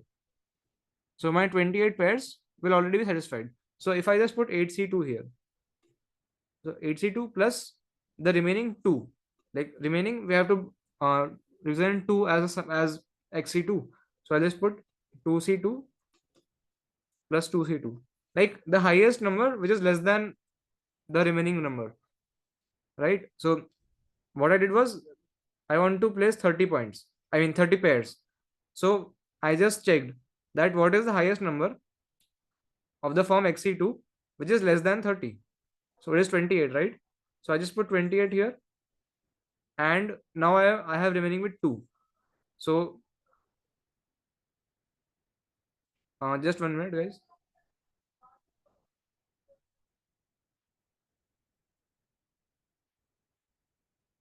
Yeah.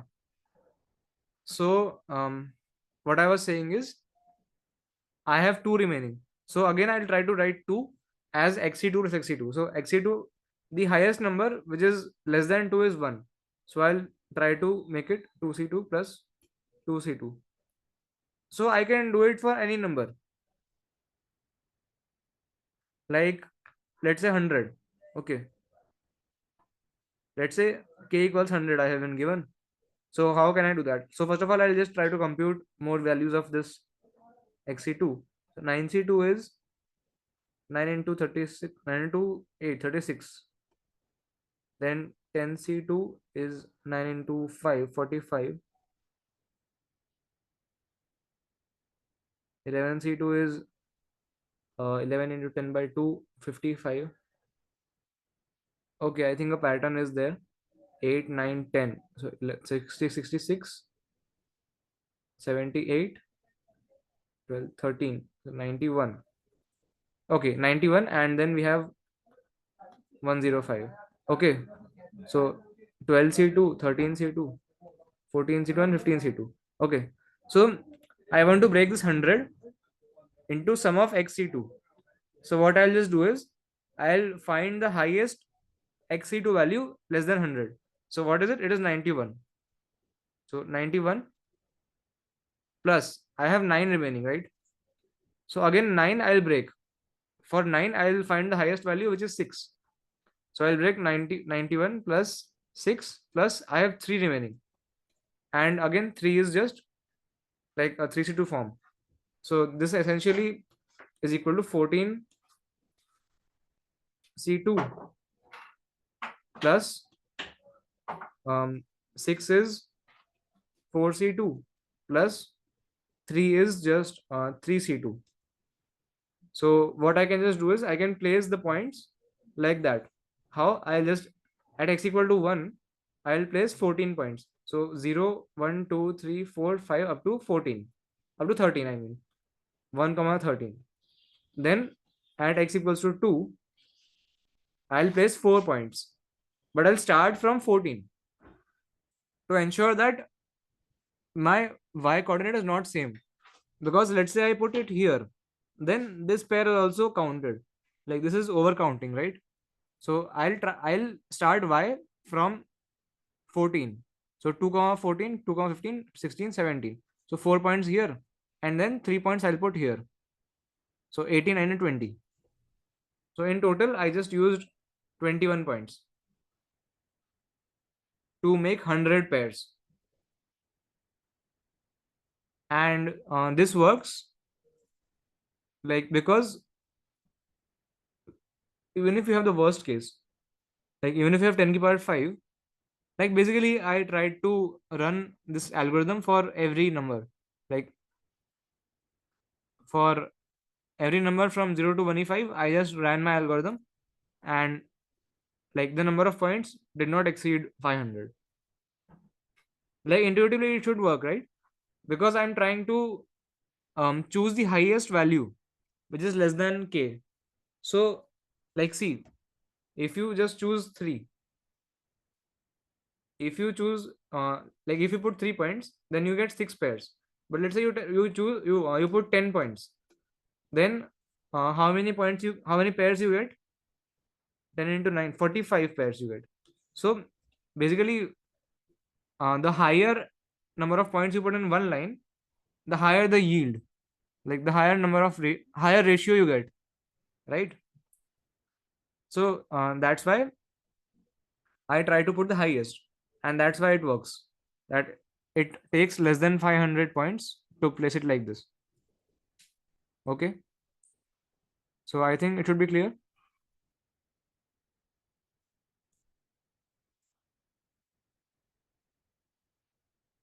Everyone, if it is clear, then I'll show the code. So is it clear to everyone in the meeting right now? Okay, so I'll show you the code.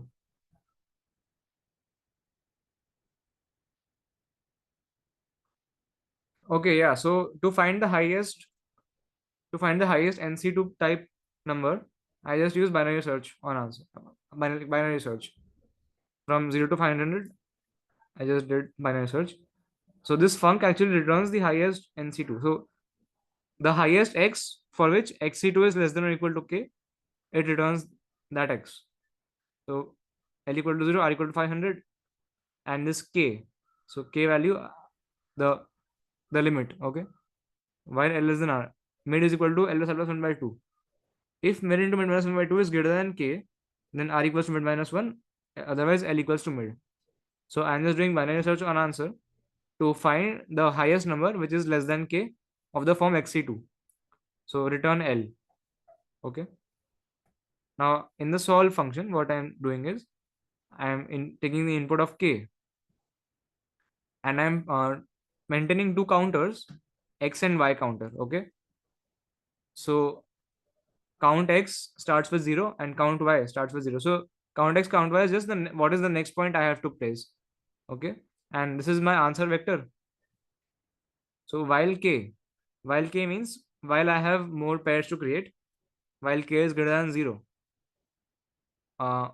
A is equal to func of k. So int A equals func of k. So what is A? A is just the x, such that xc2 is less than k, less than equal to. So we have to put a points in a single run, in a single line. So I just put a points in a single line. So for int I equal to 0, I less than a plus plus. Ans dot pushback, make pair, count x, comma count y plus plus. So I increment count y like a times. Okay, on the same x, and in the end I just increment count x. So to go to the next x coordinate, and I just decrement k by ac2 because I already have ac2 pairs now. Okay, so this while loop just does the entire job for me. Okay, yeah. So I just print ans dot size and I just print the pairs. Okay, so I think it should be clear to everyone. If it is clear, then just give me a in the chat.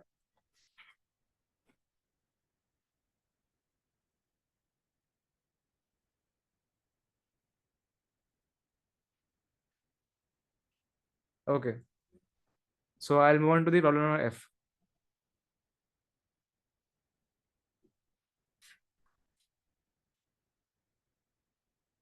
All right. Monsters are approaching the city, and to protect it, Akito must create a protective field around the city. Okay, this is just legend. The triangle, we have a 2D array T. The triangle is defined as follows. In the ith row, there are I integers. The single integer in the first row is k. Let the jth element of the ith row be denoted as T of ij. Then T of ij is equal to T of I minus 1 j minus 1 XOR T of I minus 1 j. If j is less than I, greater than 1. And if j equal to 1 and j equal to I, then it is just equal to T of I minus 1 j or T of I minus 1 j minus 1. Help Akito find the integer in the nth row. Yeah, this is the similar to CSCS problem.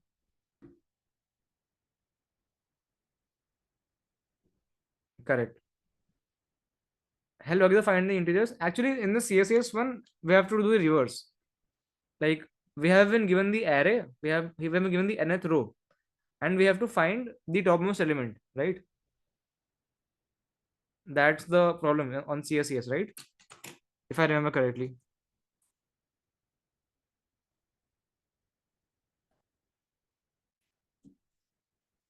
This is the problem, I think. This is the problem. And we have been given the bottom row and we have to find the topmost element. So actually this problem is kind of different from that we have been given the topmost element and we have to find the nth row. I mean, it might be possible that the way you solved this problem can be used in this one also. But actually, the way I solved this problem, that cannot be used in this one. Like actually, I actually did like something like binary lifting. So that is not possible in F. So, but if you did something like something else, then that might be possible that it is um, reusable in the problem F. But anyways, I'll just start from scratch and explain how I did this problem F today in today's contest. Okay. So the first row is K. Let the jth element of the ith row be Tij. Then Tij is this. Okay. Help Bagheera find the integer nth row. So okay. So the problem is like we have the topmost integer as K. Alright. We have a triangle where the topmost integer is K. Then for the next rows, it is derived from the upper row. So the first element is K, last element is K. And the middle elements are the XOR. Like the first is K and the last is K.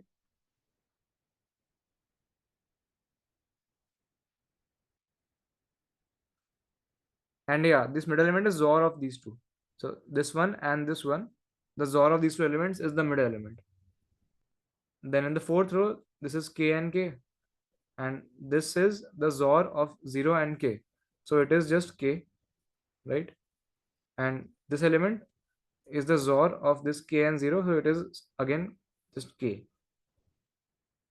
Then we have this one. So for k in the first, k in the end, and this is 0, this is 0, this is 0, and so on. So this is the pyramid which is going to be made, right? Basically, Tij is T of I minus 1 j minus 1 XOR T of I minus 1 j. So basically, uh, if you want to calculate this one, then it is the XOR of this one and this one. All right. So that's what the pyramid looks like. So it is just filled with zeros and k's. Okay. And what we have to do is we have to print the nth row. We have to print the nth row. And yeah. So what we can do is like observe something. Okay.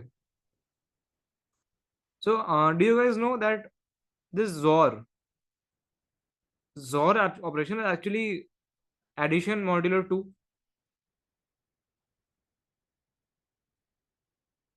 Like if I say, let's say, what is 0 XOR 0? It is 0, right? What is 0 XOR 1? It is 1.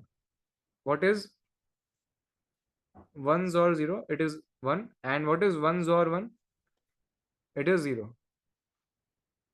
So actually this can be recognized as a plus b mod 2.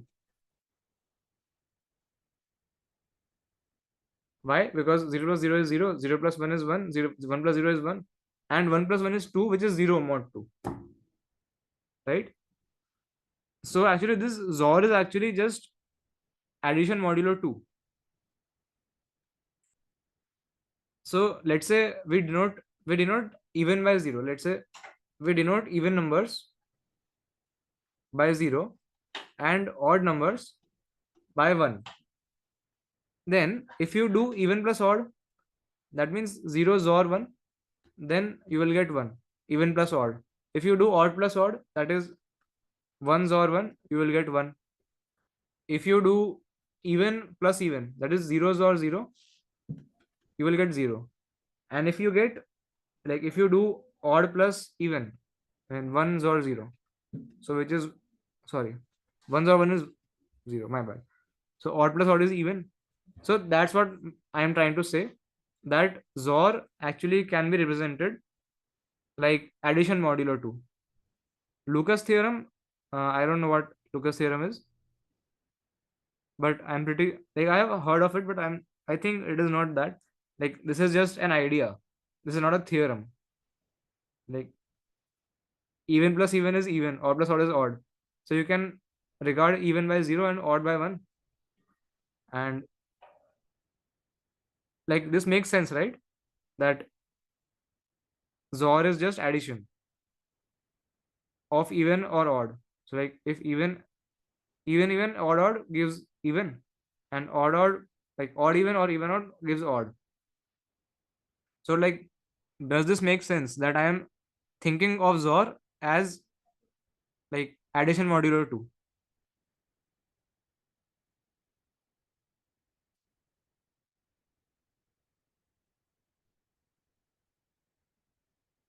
Does it make sense?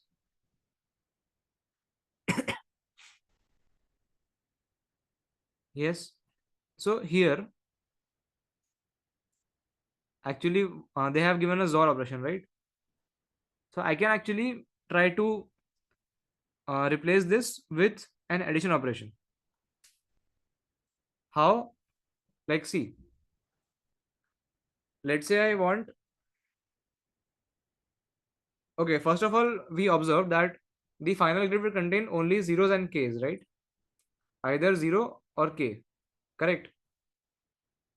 So let's just put k equal to 1 for now, and let us just determine that where will 1 come and where will 0 come.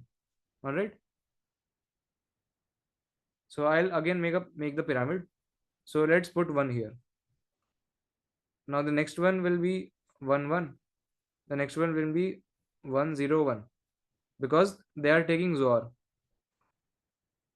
Then the next one will be 1 1 1 1, right? Then the next row is 1 0 0 0 1, right? So this is how it goes.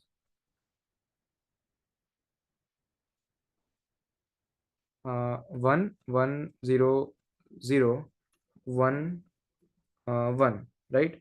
So this is the pattern, right?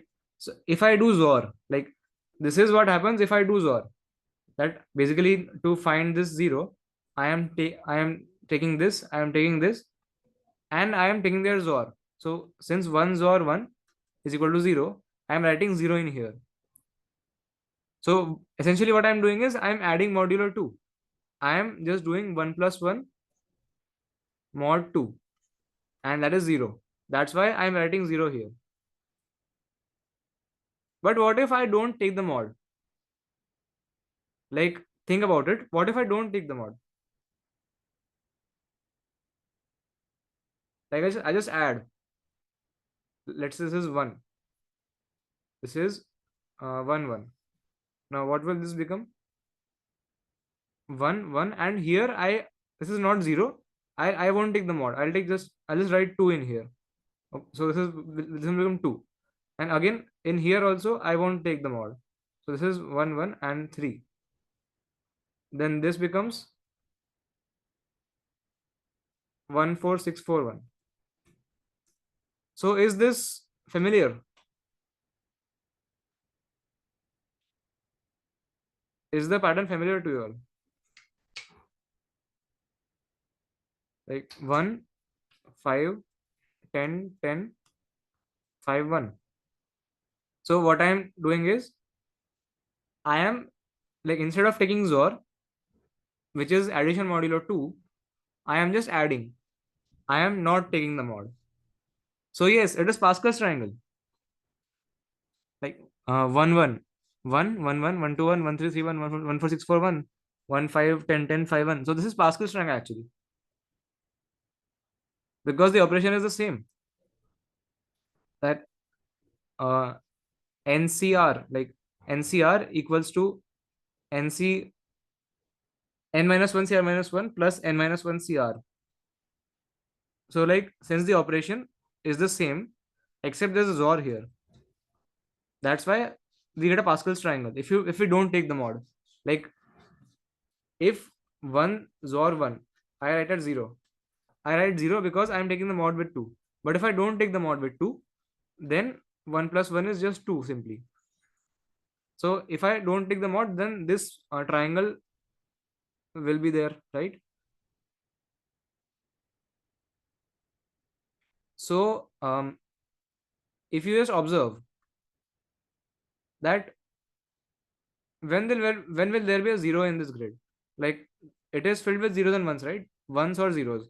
So there will be a 0 here if there is an even number in the corresponding cell. So the corresponding cell of this thing is this cell, right? So since 2 is even, there is a 0 here.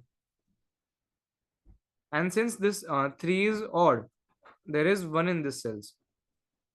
Okay? And since this 4 6 4, they are even. So so this is 0 0 0, right? And since 10 and 10, they are even, so this is 0 0. So this makes sense, right? Because what I'm doing is I'm doing addition modulo 10. Sorry, addition modulo 2, but I am not taking the mod. So in the end, if I take the mod, then if my number is even, then it will become 0. And if my number is odd, then it will become 1. Right? Modulo 2, that's what happens. So just by thinking of XOR as addition modulo 2, you can simplify this problem very easily. That actually the triangle that is being made is Pascal's triangle. And essentially, you just have to print the nth row of the Pascal's triangle. Like, let's say we have been given n equals to 5. Okay. then 1, 2, 3, 4, 5. We want to print 1, 4, 6, 4, 1. So like um so we have to print like 4C0, 4C1, 4C2, 4C3, and 4C4, right? Because in the Pascal's triangle, these are the coefficients of binary, like NCR. This is right. In the nth row and rth column, it is NCR. So 4C0, 4C1, 4C2, 4C3, 4C4. And actually, we don't have to print 4C0, the value of 4C0, 4C1, 4C2. We just have to print that is it odd or even. Like if it is odd, then there will be a 1 here. And if it is even, then it will be 0. So this is what we have to print. But actually, in not 1, we have to print k. Basically, we observed that either it is k or 0. So we just assumed that k, let k equal to 1, right? So that's why we got this.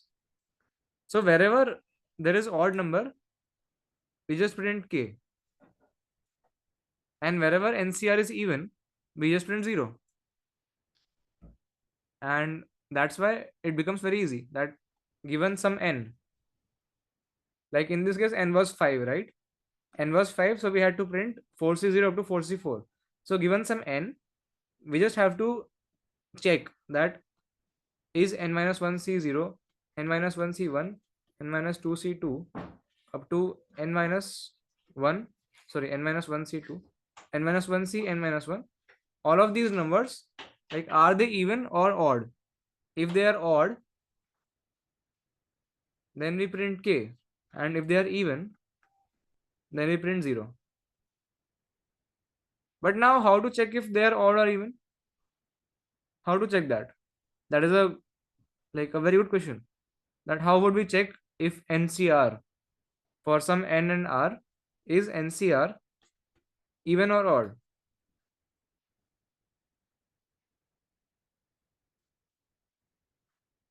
Lucas theorem.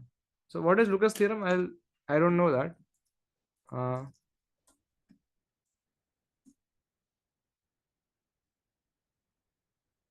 NCR mod p.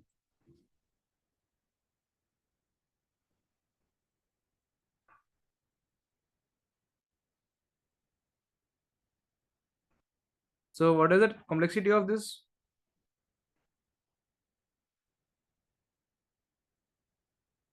It is p square. Okay, so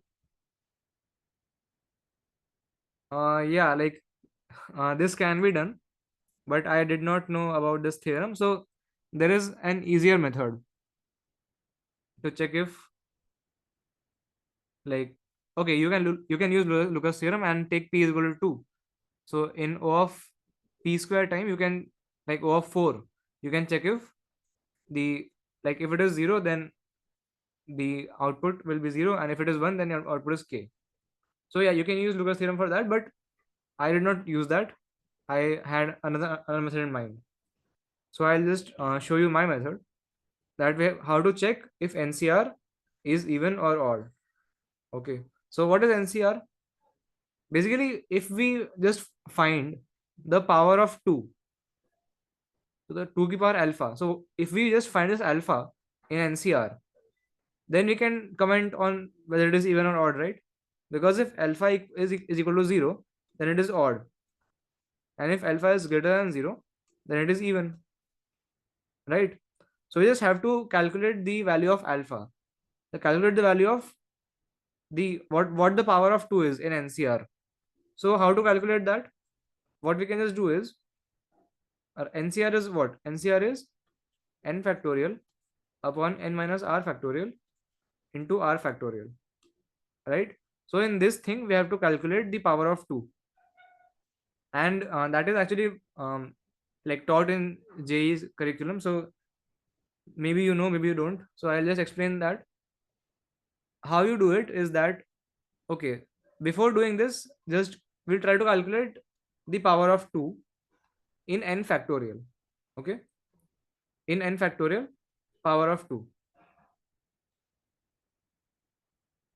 So let's say we want to find the power of 2 in n factorial. So let's say n equals to 10.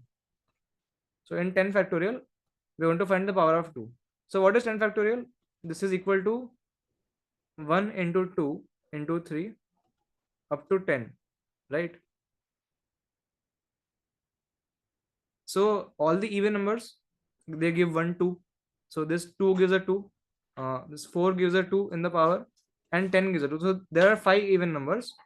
There are 5 even numbers, and they all give a power of 2, right? In the multiplication. So therefore, we have 5. Then we add, like, this 4 actually gives 2 powers of 2. So this is 2 into 2, right? So this 4 gives 2 powers of 2. So it is, so this 4 and the 8 here, they both give 2 powers of 2. So we add 2 here. Like initially we counted 1, and now we count another one. So we add 2. So it is 7. Legendre formula, yes, that is the thing. So in n factorial, the power of a prime p is just n by p plus n by p square plus n by p cube, and so on, like until p cube power k is greater than n. That is the thing. We can also pre-compute the factorial for NCR and check order even for t. But no, if you pre-compute factorial, then it will overflow, right? You cannot store 10 to the power 5 factorial in an integer.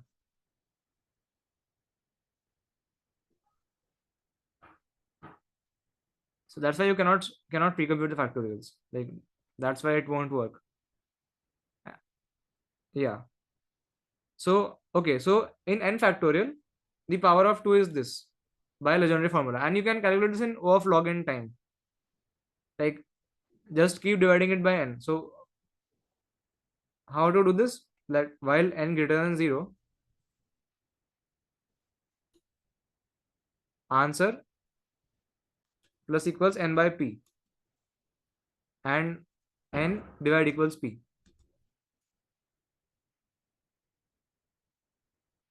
So essentially that's what you are doing, that n by p, then n becomes n by p. So you are doing n by p square here, and so on until n is greater than 0.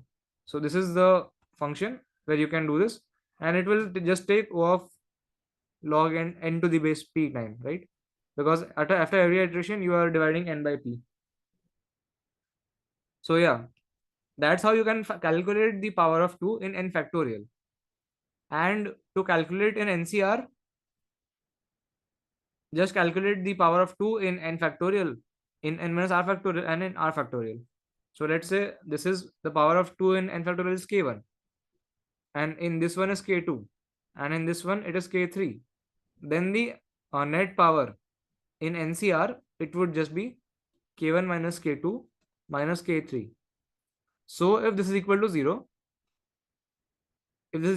then NCR is odd, and if this is equal to 1, then NCR is even. And that's how we can just perform this operation. And if NCR is odd, then we print k, and if NCR is even, then we print 0. Okay, so I hope it is clear to all.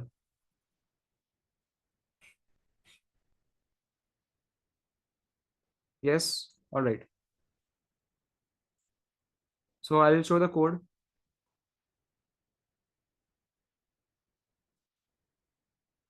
This is the code. So this function just returns me the power of 2. So while let ans equals to 0, while k, ans plus equals to k by 2, and k divide equals 2, and return ans. So this function returns the power of 2 in k factorial. All right. And here I just took the input of n comma k, c and n comma k, n minus minus, because let's say n equals to 5, then I wanted to print 4c0, 4c1 up to 4c4, right? For n equals to 5, I wanted to print 4c0. So I just did n minus minus. And for int I equal to 0, I less than n plus 1, I plus plus. If power of n minus power of I minus power of n minus I. So Basically, in NCI, what is the power of 2? If it is equal to 0, that is, or if it is not equal to 0, then print 0 because it is even. And if it is equal to 0, then it is odd. Then so print k. So print and then just print new line after each test case. So yeah, this was the code here. I think it should be clear. So I'll move on to the next problem.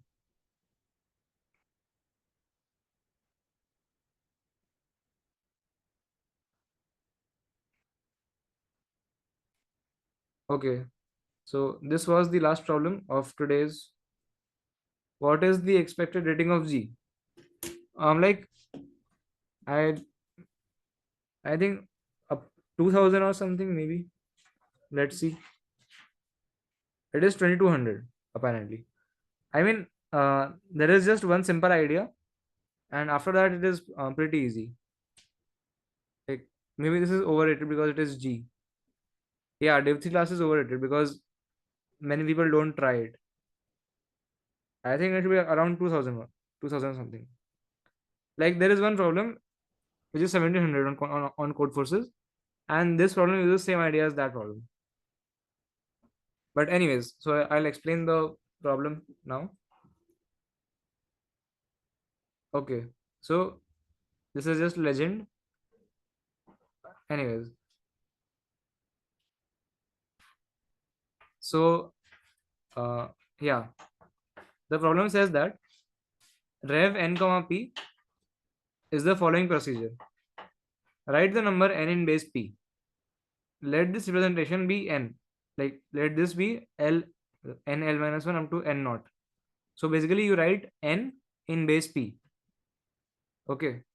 Reverse the base p representation, which is n naught up to n l minus 1, and convert the number m back to decimal and return it as a result. So convert the number m into the decimal. So basically on n, what you are doing is you are converting n into base p, you are reversing the digits, and then again you are converting it back into base 10. So that is the output of rev n comma p. You want to calculate p equals to 2 to k of rev n comma p. So we have been given two integers n comma k. We have been given n and k, and we have to calculate the sum from p equal to 2 to k of rev n comma p. And we have to calculate modulo 10 raised to power 9 plus 7 since it can be huge, right? And the constraints are given that t is up to 5000 and n is up to 3 5 and k is up to 2 k is up to 1e18, right? And the sum of n across all test cases is not bounded. So basically you cannot do it in O of n. Like if you try to do it in O of n, then it will take 5000 into 3 into 10 raised to power 5 time. Okay. So that's why you cannot do it in O of n. But what you can do, like let's like think about what complexity will pass. So if you try to do it in root n or something. So if you do it in root n, then it would pass, I think. Because root n is 3 into 10 raised to power 5 ka root. It is just, what is the square root of 3? It is 547.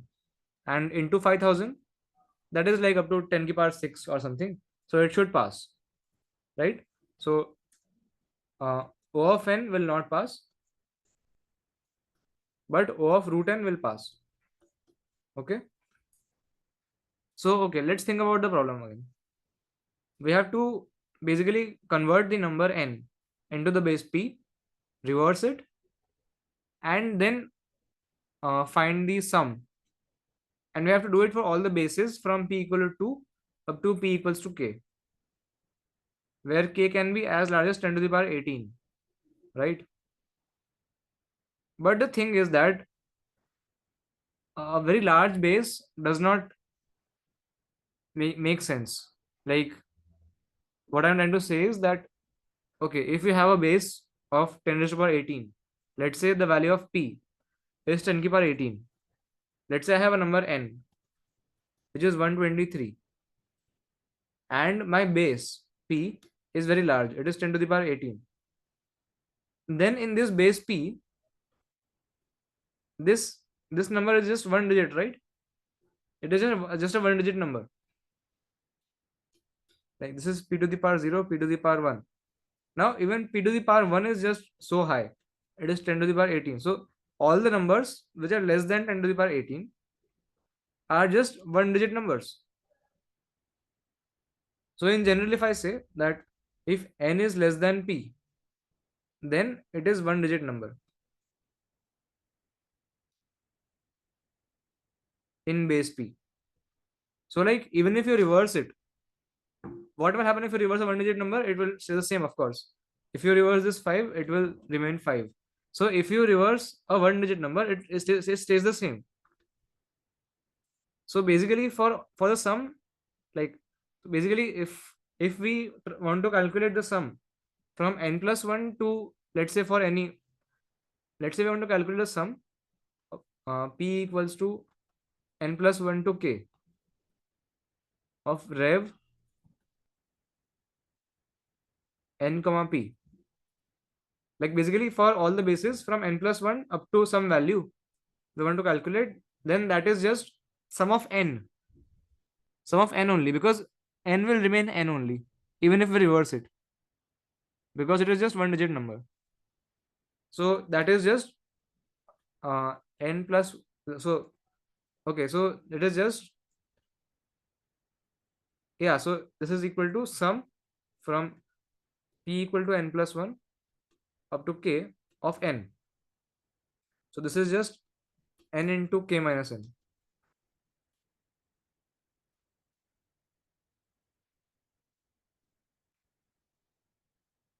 right? So basically for all the p greater than n, we have our answer, right? This is just n into k minus n.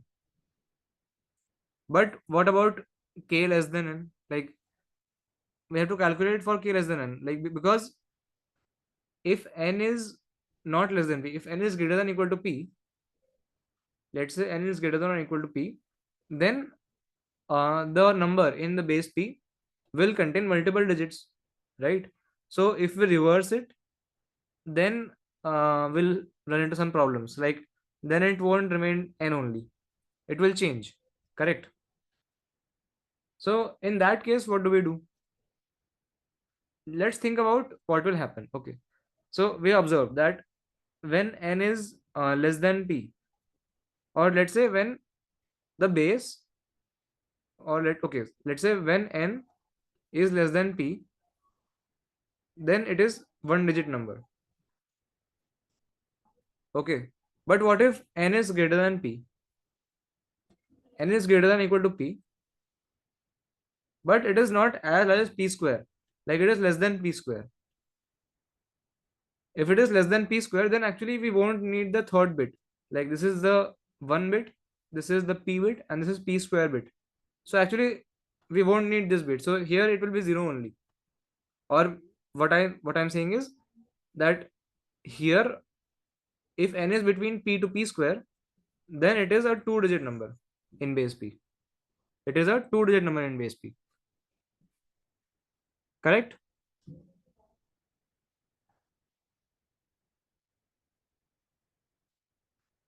Yes. So if p square greater than n, and so that means that n is a two digit number. So p greater than root n. Like basically up to root n is a three digit number. So let's say n is 16. Okay. Then in base 4, 16 is 100 in base 4. So which is three digit number. But base 5 onwards, base 5 and above, it is a two digit number. So basically up to root n, like in this case n was 16, right? So up to root n, like all the bases from 2 up to root n, that is like more than two digit number. n is more than 2 digits, but from root n plus 1 to n, it is 2 digits. Like if we take the base n, like if p is equal to n, if we take the base n, then it is 1 0, right? N is just 1 0 in base n, so it is 2 digits. And in root n plus 1, so I'm saying that up to root n it is more than 2 digits. Like if base is up to root n, then it will contain 2 digits, or more than 2 digits. And if the base is greater than root n and less than or equal to n, then the number will contain 2 digits, right? So if I just draw a number line, it will be easier to visualize. This is p basically. So p can start from 2, right? So in base 2, it will take like log n bits. So basically, whatever, let's say n is 30. So 30 is in base 2, what is it? 16, 8, so which is 24, so 4, 2 and 0. So this is 30, right? So it has 5 digits in base 2. So base 2 can have many digits, but up to root n. So if we have root n as the base, up to root n will have greater than 2 digits. Greater than 2 digits. And from root n to n, we'll have 2 digits, right? And after that, we'll have only 1 digit. So this part is done. Like we know how to sum up this part. It is just n into k minus n, because reversing does not affect the number. Then greater than 2 digits. What do we do with this? Any ideas, guys? What can we do with this thing? From 2 to root n base, what can we do?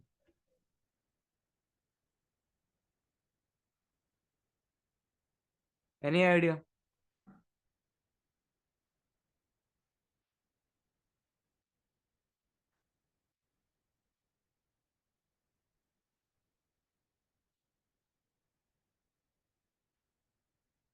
We can just iterate. Why? Because they are only root n numbers. Like I just told you that root n will pass in this problem. So if we just iterate from 2 to root n, like p is equal to 2, p is less than or equal to root n, p plus plus. If we do this, then it is no problem. So for each p, we will just brute force it. Like we can just calculate n in that base p, and we'll reverse that number and we'll add that to our sum, to our running sum. So like that is not an issue. We can iterate from 2 to root n. So greater than 2 digits, it is sorted, right? Do you get this part, guys? We can just run a loop from p equal to 2 to p equal to root n and convert n into base p and reverse it and add it to our answer for every p from 2 to root n. Correct, guys? Just respond with a yes if you get it. Okay. So basically, we want to calculate from here to here. Now, this is done. So the first part, which is greater than 2 digits, it is done. And the last part, which is 1 digit, it is done. But what about if the number has 2 digits? We cannot iterate from n to root n. We cannot do that because that is O of n time complexity. And O of n won't pass, right? So we have to be clever, right? So what do we do? Let's say like we have 2 digits number, right? So we are solving for 2 digit numbers. So that means that n is between, like n is less than p square, but n is greater than or equal to p. So therefore the n is a 2 digit number in base p. So this is the ones bit and this is the p bit. So if I try to write n in base p, then what will happen? So this is just n by p GIF, right? And this is n mod p. Do you guys get this part? That how do I write n in base p? Or do I need to explain this? Ayush, you get this?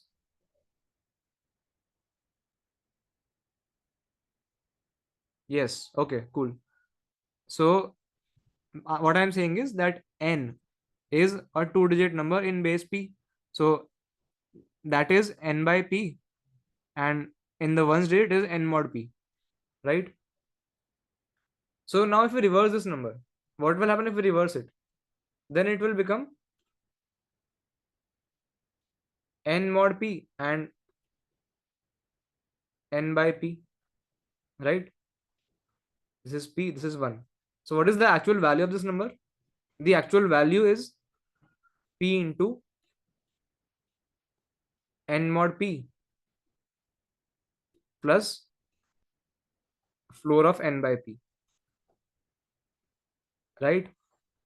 So that is what will happen if you reverse the number n in base p. Correct. So we just want to find the sum of this expression over all p from root n to n. Like we have the sum greater than n, we have the sum less than root n, but we want to find the sum from root n to n. Okay. We want the sum of this expression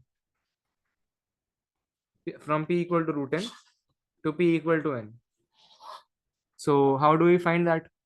Let's think about that now. Now actually this n mod p expression, like n mod p is pretty tough to deal with, right? Like if we are iterating over p, then n mod p is tough to deal with, kind of. So I'll write n mod p in terms of n by p ka GIF. Okay. So I just use the division theorem, like the basic, the thing that we learned in school, that n is p into n by p plus the remainder is n mod p, right? So from here, n mod p is what? N mod p is n minus p into floor of n by p. Okay. So I'll just put this in here. So what we need to find is summation from p equal to root n to p equal to n of p into n mod p, which is n minus p into floor of n by p plus floor of n by p. So I'll rewrite this. It will become summation equal to root n to n np plus floor of n by p into 1 minus p square, right? So this is sum that we want to find, where p is the variable. So this part is easy to find, right? It is just the sum of, like, it is pretty easy to find, right? It is just, yeah, I think you will be able to find this. But the main issue is this part, that how do you find the sum of this part? How do you sum up the GIF of n by p? So actually this is very knowledge based. Basically, if you know about the harmonic series and that it contains on, just 1 minute.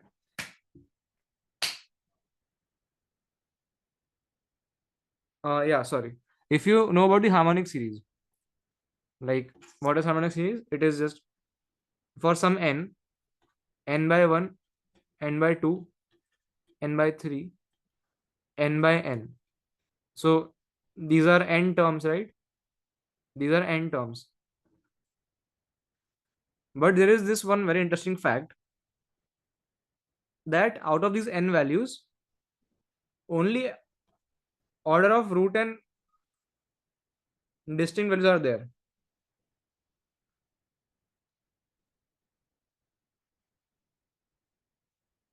Just 1 minute. My screen actually froze. Yeah. So out of these n values, there are only root and distinct values. What I mean by that is, let's just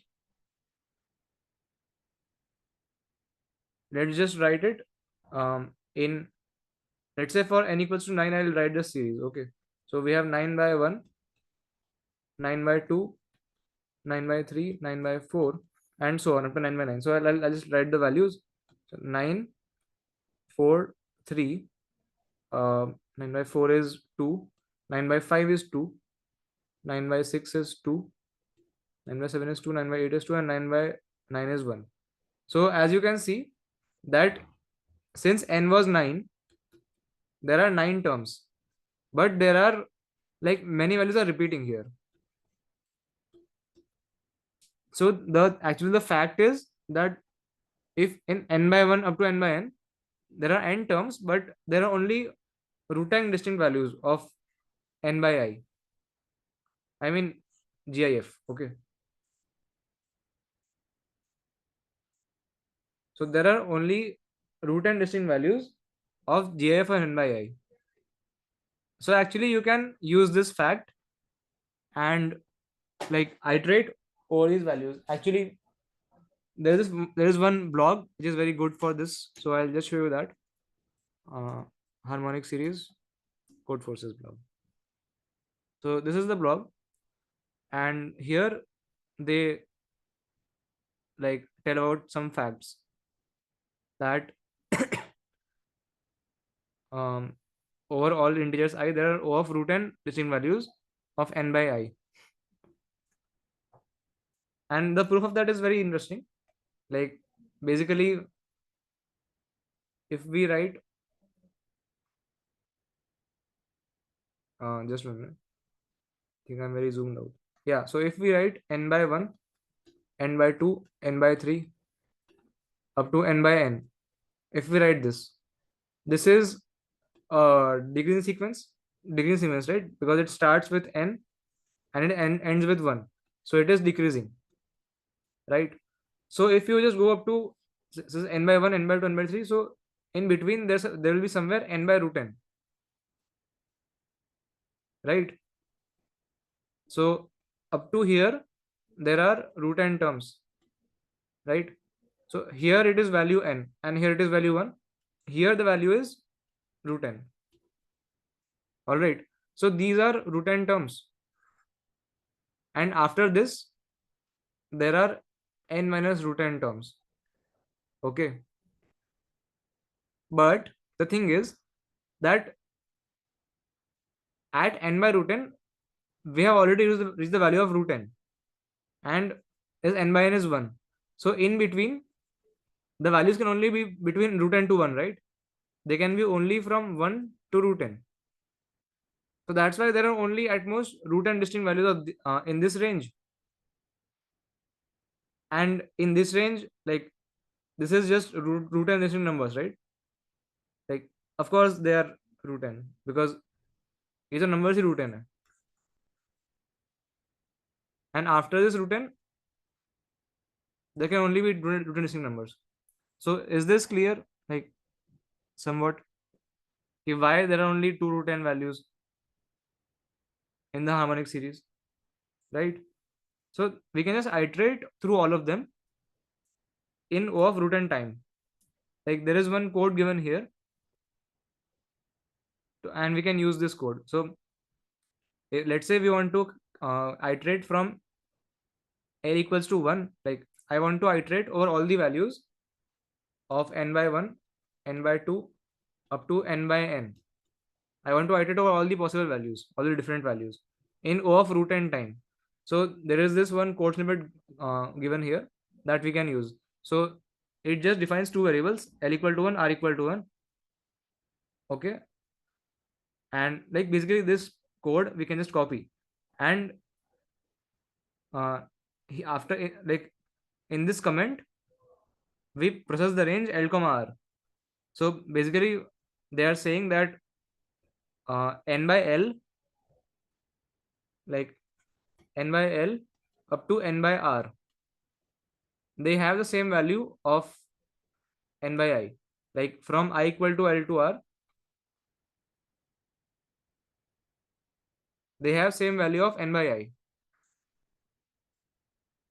and that's what we can like increment our answer. Like let's say we want to calculate let's say we want to calculate the sum from I equal to 1 to n and summation n by d, n by I mean.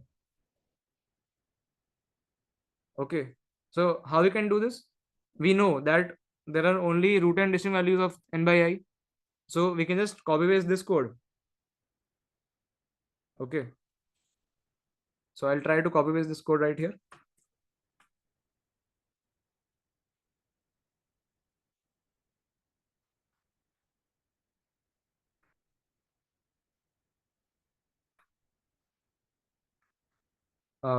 Okay, yeah, so here I'll just see, I want to find the sum, right? I want to find the sum of n by I. So I have a sum variable, let's say I'll have a sum variable here, int sum equals to 0, and in the loop I have to process the range L comma R, right? So I'll just do sum plus equals n by L into R minus L plus 1. Like basically I know that for all I from L to R, the value of n by I is same. And then in the next iteration is it just sets L equal to R plus 1. So like basically that's how we can calculate the sum of this thing n by I. So if we calculate, if we want to calculate the sum for this thing, like want to calculate for this sum, where did it go?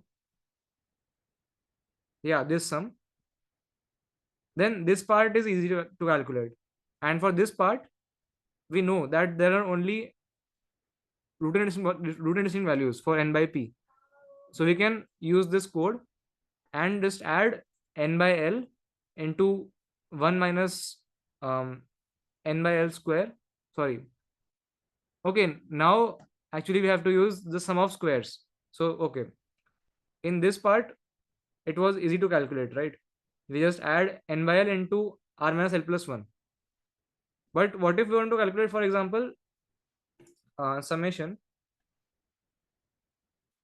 n by I GIF into I from I equal to 1 to n in O of root and time. So if we want to do this, then what we can do, basically, again, the for loop we can use that we have. So let's say we are currently on the range L to R, and for or L to R, like let's say L by L is equal to n by R, which is equal to Q. Okay, so the value of this n by I GIF is Q. So basically, essentially, we want to find the sum from L to R of Q into I. So we need to find the sum of I equal to L up to R of Q into I. So this is just the sum of AP, correct? So Q into R plus 1 by 2 minus L into L minus 1 by 2. And you do this for every range which the for loop gives you, right? And you just add it to the sum. And that's how you can calculate the sum of this, like that's how you can calculate this sum in root and time, right? So how do you calculate this sum? uh, n by p into 1 minus p square, where p goes from root n to n. So let's say you want to process the range L to R, then you can then basically you have to find q into 1 minus p square summation p is equal to L and p is up to R. So you have to add this to your sum in every iteration. And to find this, you can just use the sum of first and natural numbers. So 1 square plus 2 square plus 3 square up to I square, that is equal to I plus 1 into 2I plus 1 upon 6. So that's what you can do, correct? And that's how you can find the sum. So yeah, that's how you solve this problem. Like, you solve this using brute force, then this is just trivial, just n into k minus n. And this part, in this part, you just use the harmonic numbers, that fact that there are only root n values of the harmonic series in the harmonic series. So yeah, if you had done this problem, CSES sum of divisors, then it is pretty simple to do that. So is the logic like clear somewhat? Even if you don't get the calculation part, is the logic clear that how I calculated it?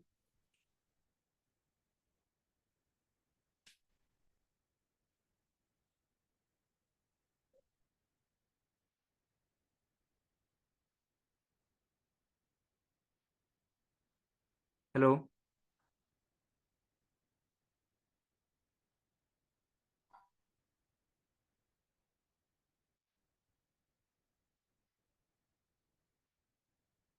The logic, is it clear? Everyone, please respond.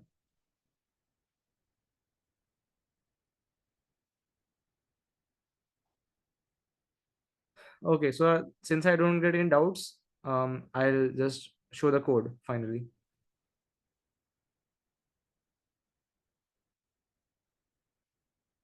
Yeah, so I have like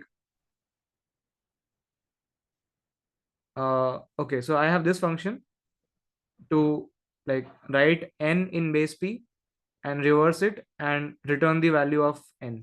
All right. So I just write in base p. So vector of LLV while n v dot pushback n mod p and n divide equals to p. So I just push back like the first unit digit and I right shift n by 1. All right. And then like this essentially calculates the value of the number in reverse and returns the value of that number. And I have these two functions to find the sum of like L square, L plus 1 square up to R square. And this function finds the sum of L plus 1 up to R. Okay. And then I just solve. So I have NP, C in NP. I have ans equals to 0. So I have my sum variable ans equals to 0. And I set int I equals to 2. So this is just my base that I'm summing up. So for int I equals to 2, I into I is less than or equal to n, and I is less than or equal to p, I plus plus. So we want to calculate till p, right? We want to calculate till p. So ans plus equals to an of n comma I. So that is the reverse value of n, correct? In the base I. So this is just brute force for the first root n. Then after that, I just copy pasted that for loop as I told you. So L equals to I. Okay, I start at I. So in that copy paste code, it was starting from 1, but I changed it and now it starts from I. So L equals to I, R equals to I, L less than equal to P, and L less than equal to N. L equals to R plus 1.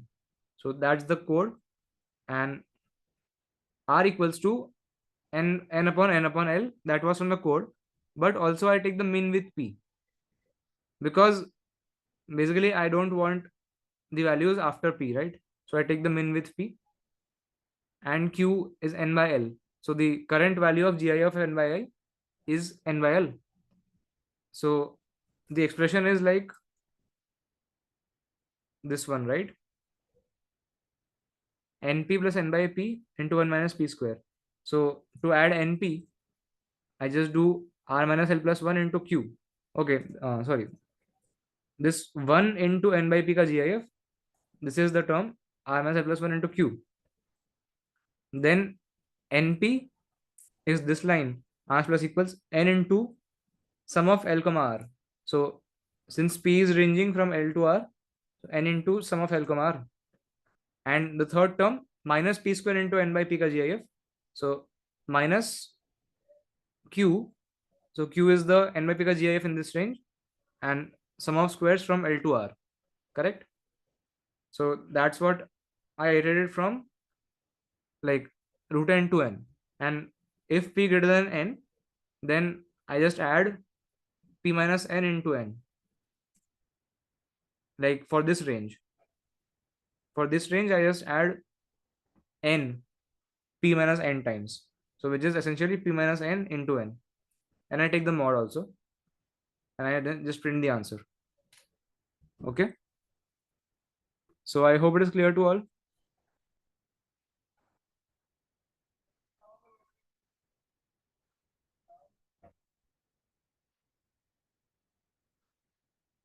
Okay. So if it is clear to all, I'll take your leave now. Thank you all for watching, and I'll see you guys next time. Bye bye.